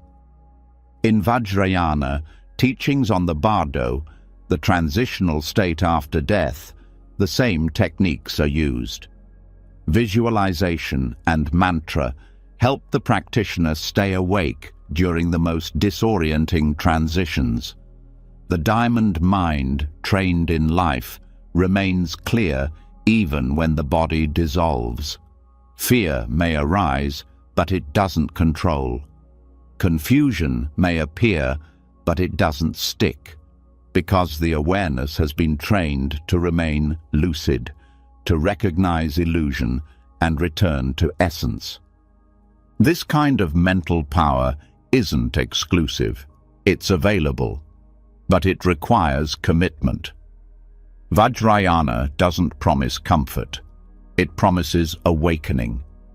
And awakening, in this path, means stripping away everything that isn't your true nature, until what's left is indestructible, not because it's armored, but because it's real. And even if you don't formally walk the Vajrayana path, its symbols can still teach. Ask yourself, what if your mind was clear like crystal, sharp like a blade, luminous like flame? How would you speak? How would you walk into your next challenge? How would you carry your pain, your joy, your silence? That is the diamond practice. Taking the symbolic and making it personal. Taking what is ancient and making it alive now. You don't need robes or rituals to start. You need focus. You need presence. You need the willingness to train, not just to cope, but to evolve. Not just to calm the mind, but to strengthen it. Not just to survive the world, but to meet it with clarity so radiant it cannot be dimmed. This is the strength of Vajrayana, not in force, not in distance, but in presence so whole, so awake, so unshakably luminous, that illusion has nowhere left to hide. And once the diamond mind is uncovered, once clarity becomes indestructible, once presence cuts through illusion, another truth begins to unfold, quieter than all the rest. It's the truth that nothing outside of you can measure the strength inside of you. No title, no possession, no praise. Because the deepest transformation doesn't happen when the world applauds. It happens in silence, in solitude, in the kind of struggle no one sees, the kind of growth that leaves no trophy behind, only awareness. This is the path most never talk about, the path of the inner pilgrimage. The outer world is loud with goals, careers to chase, status to gain, recognition to seek. But Buddhism shifts the direction of the journey. Progress is not about getting somewhere else. It's about going deeper into where you already are. It's about facing yourself, not as you want to be seen, but as you truly are, without filters, without stories. And in that seeing, building a presence that can hold anything without breaking. The inner pilgrimage isn't made of travel. It's made of stillness. Each step is an insight. Each challenge, a mirror. Each discomfort, a doorway. What looks like stillness on the outside is a storm of transformation inside. It's the moment you choose honesty over avoidance, silence over argument, reflection over reaction, and no one may notice, but you will, and that's where strength begins. In this kind of journey, milestones are invisible. There are no certificates for overcoming your own fear, no applause for forgiving someone who will never say sorry, no spotlight for sitting through a wave of sadness without needing to escape. But each of these moments is a step, and each step shapes a mind that no longer depends on validation to feel worthy. The Buddha himself walked a literal path, but the awakening didn't come from the miles. It came from the surrender, from the deep confrontation with suffering, illusion, impermanence. His journey outward led inward, and every teaching since points us in the same direction. Stop chasing the world, start facing your own mind. Because the truth is, most pain doesn't come from what's happening. It comes from how the mind relates to what's happening. The inner pilgrimage is the process of changing that relationship, learning to meet pain with compassion instead of resistance, to meet joy without clinging, to meet confusion with curiosity instead of fear. This journey requires no permission, no perfect conditions. You don't need to be in a temple. You don't need a teacher watching. It happens when you wake up and face the thoughts you don't want to think. When you sit quietly instead of distracting yourself. When you look honestly at your habits, your reactions, your cravings, and instead of judging, you stay. You watch. You learn. And that learning is real progress, because each insight, each small shift in perception builds a mind that is less shaken by the outside world. You don't get there in a straight line. You circle back. You revisit old patterns with new eyes. You fall down and get up, not because someone told you to, but because you've seen that standing is its own reward. Even your darkest moments become steps on this path, times when everything fell apart, when you were forced to let go, when silence was all that was left. These moments don't set you back. They deepen you. They crack the surface and expose something truer underneath. Pain becomes teacher. Loss becomes mirror. Confusion becomes fuel. The inner pilgrimage teaches you that strength isn't about getting through life untouched. It's about letting life touch you deeply without losing who you are. It's about staying present even when it hurts, even when nothing makes sense, especially then, because that's when transformation happens, not in the comfort, but in the surrender. And as you walk this path, something unexpected starts to happen. The things that used to define you begin to fade. The roles, the labels, the expectations. You don't need them as much. You start measuring progress in terms of peace, not performance. In terms of self-honesty, not self-image. In terms of how gently you can meet the parts of yourself you used to reject. This doesn't mean you stop achieving. It means achievement no longer defines your worth. You can succeed without needing success to fill a hole. You can contribute without losing yourself in the outcome. You can serve without making it about being seen. That shift doesn't make your life smaller. It makes your presence larger. Because you're no longer fractured between who you are and who you're pretending to be. The inner pilgrimage also transforms how you relate to others. You stop needing them to act a certain way for you to feel okay. You stop projecting your wounds onto their behavior. You stop expecting people to complete what only your own awareness can hold. Relationships become cleaner, softer, built not on need, but on presence. And when challenges come, and they always will, the mind you've trained through inner journeying won't collapse. It won't panic. It will watch, respond, hold steady. Not because it's above emotion, but because it's practiced staying with emotion without being consumed.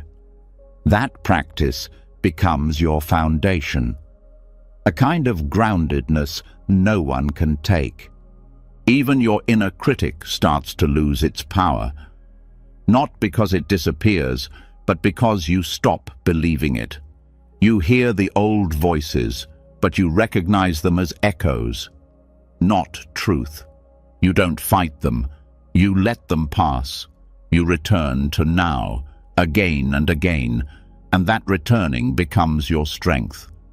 This journey also strips away comparison, because when your progress is measured inwardly, you stop comparing your life to others. You stop measuring your timeline against someone else's. You stop needing to match their pace or mirror their path. Your growth becomes intimate, private, sacred, and that makes it real. The inner pilgrimage is also about remembering, not becoming something new, but returning to what was never broken. The part of you that has always known silence, always known stillness, always known how to breathe in the middle of chaos and still feel whole. That part was never lost, only buried, and each step of the inner path uncovers it. And over time, a shift occurs. You stop running toward the next thing. You stop trying to fix every uncomfortable emotion. You stop needing the world to reflect your progress. You become content with the quiet victories, the moment you didn't react, the moment you forgave, the moment you sat in silence instead of scrolling, the moment you caught your breath and chose presence over panic. And this journey never ends. It deepens. With each layer you peel back, another truth waits, another habit softens, another fear reveals itself not as enemy, but as doorway. You walk not to arrive, but to awaken, to meet yourself not just once, but in every moment, fully, clearly, gently. The world may never see how far you've come. There may be no map, no reward, no final destination. But you'll know. You'll feel it in how you breathe, how you listen, how you hold space. For yourself, for others, for the entire mess and beauty of life. And that knowing, that's enough. And after walking the inner path, after shedding the need to prove, to perform, to chase approval, the weight begins to lift. The world still spins, but your steps feel steadier. There's no pressure to arrive, just presence in the walking. But even here, even in this space of stillness, a different kind of shadow waits. It doesn't scream or demand. It whispers, it compares, it turns heads toward others and quietly asks, "Why not me?" This is the subtle grip of measurement, and breaking free from it isn't just about silence, it's about strength. Strength that doesn't rise by climbing over others, but by celebrating them. This is where the practice of mudita begins.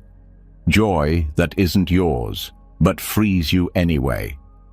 In Buddhism, mudita is called sympathetic joy, the ability to feel genuine happiness for someone else's success, beauty, peace, or growth, not as a performance, not as politeness, as truth.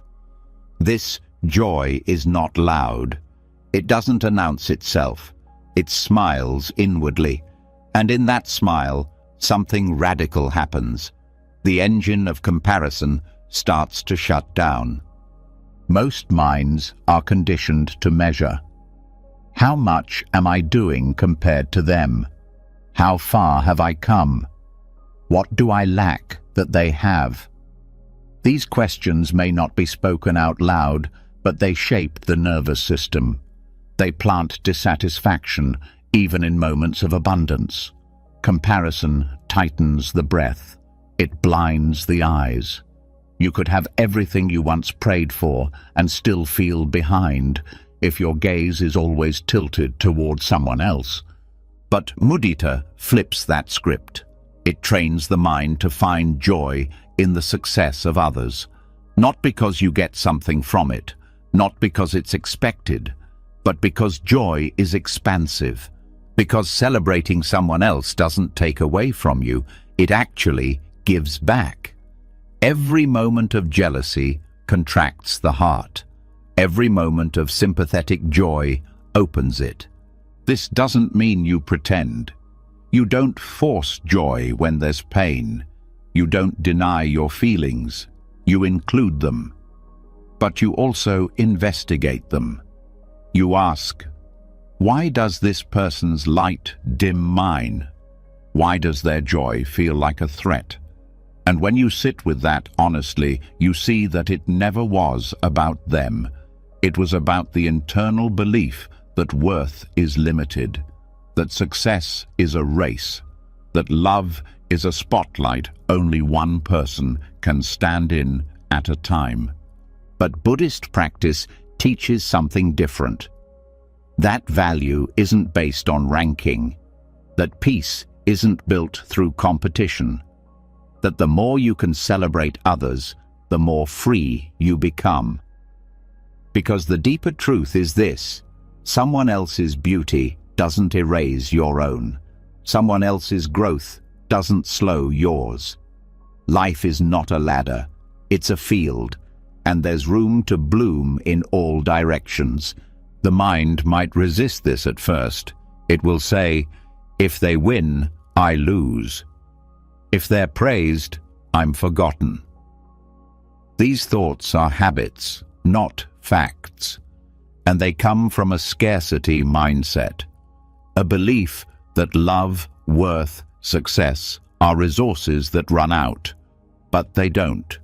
The more you give, the more you expand. The more you celebrate, the more you soften.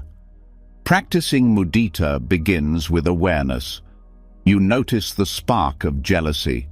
You don't judge it, you sit with it, and then you breathe into it. You ask, can I soften here? Can I feel happy for them, even a little, even if part of me still aches? That honesty is the doorway, because the point is not perfection, it's transformation. And when you practice mudita consistently, something else happens. You stop keeping score. You stop counting likes, comparing milestones, measuring timelines. Your worth detaches from numbers, from roles, from expectations. It roots into presence, into action, into who you are when no one's watching. This is how quiet confidence is built, not the kind that needs applause, the kind that sits in a room full of successful people and feels no need to shrink or compete, the kind that says, I'm glad for you, and means it. Because your peace isn't threatened by someone else's light. In fact, their light helps you see more clearly. This shift also changes relationships. When you stop comparing, you start connecting. You listen better. You speak with less performance. You love without trying to outshine. And in that simplicity, people feel safer. Walls drop. Egos soften. Conversations deepen. Because the energy of measurement has left the room. And this practice doesn't just apply to peers. It applies to everyone. The person who seems ahead, the one who got what you wanted, even the stranger living the life you dream of. When mudita is alive, their joy becomes a reminder, not a threat, a reflection of what's possible, not a mirror of your lack. This doesn't mean you stop striving. It means you strive from wholeness. You still work, still grow, still pursue your vision, but not to catch up, not to prove. You move because it's your path, not because someone else has made you feel behind. That change in motive is subtle, but it transforms the experience of progress. You start waking up with less tension. You stop questioning your pace. You begin to trust that your story has its own rhythm, that your timing doesn't have to match theirs, that you can move slow and still arrive, that you can celebrate someone's leap while taking your own quiet step. And this shift also builds protection, because the world will keep feeding comparison, social media, gossip, competition. But when you've trained in mudita, those triggers don't stick the same way. You scroll, and instead of tension, you feel joy. You hear someone's good news, and your heart opens instead of tightens. That's not weakness. That's power. The kind of power that doesn't need to be loud to be real. And over time, this joy for others starts to reflect inward. You stop comparing yourself to old versions of you. You stop punishing yourself for not being further along. You begin to trust the unfolding. Not because it's perfect, but because it's yours. You stop needing to borrow someone else's journey to validate your own. This is the fruit of mudita. Not just kindness, not just love, freedom from envy, from insecurity, from the endless itch of not enough. You don't have to keep proving anything. You just keep showing up with presence, with peace, with a heart that stays open even when the world tempts it to close. And when setbacks happen, as they always do, the mind trained in mudita recovers faster, because it's not tied to ranking. It doesn't see failure as falling behind. It sees it as part of the path, part of the unfolding, and it rests there, without shame, without urgency, just awareness, just breath. This kind of mind cannot be manipulated. It doesn't chase false status. It doesn't collapse under criticism. It stands, not on a pedestal, but on groundedness, on the deep knowing that value is not a trophy. It's your ability to live in alignment with truth, with care, with presence. So when others shine, let them. When others win, cheer for them. When others grow, grow with them. Not as competition, as companions. There is no race. There is only the unfolding, the breath, the next kind word, the next honest step. That's where strength lives now. You've just walked through the quiet storm of the self. You've stood in the fire of craving without reaching. You've watched the rope turn back into a rope. You've felt the cold surge of non-reactivity, stood unmoved like a mountain, and tasted the sharp edge of the diamond mind. You've stepped off the map and into the silence where real strength grows, not from applause, not from comparison, not from control, but from presence. This wasn't a lesson in pretending to be calm. It was a journey through the cracks, the shadows, the forgotten corners of your own mind.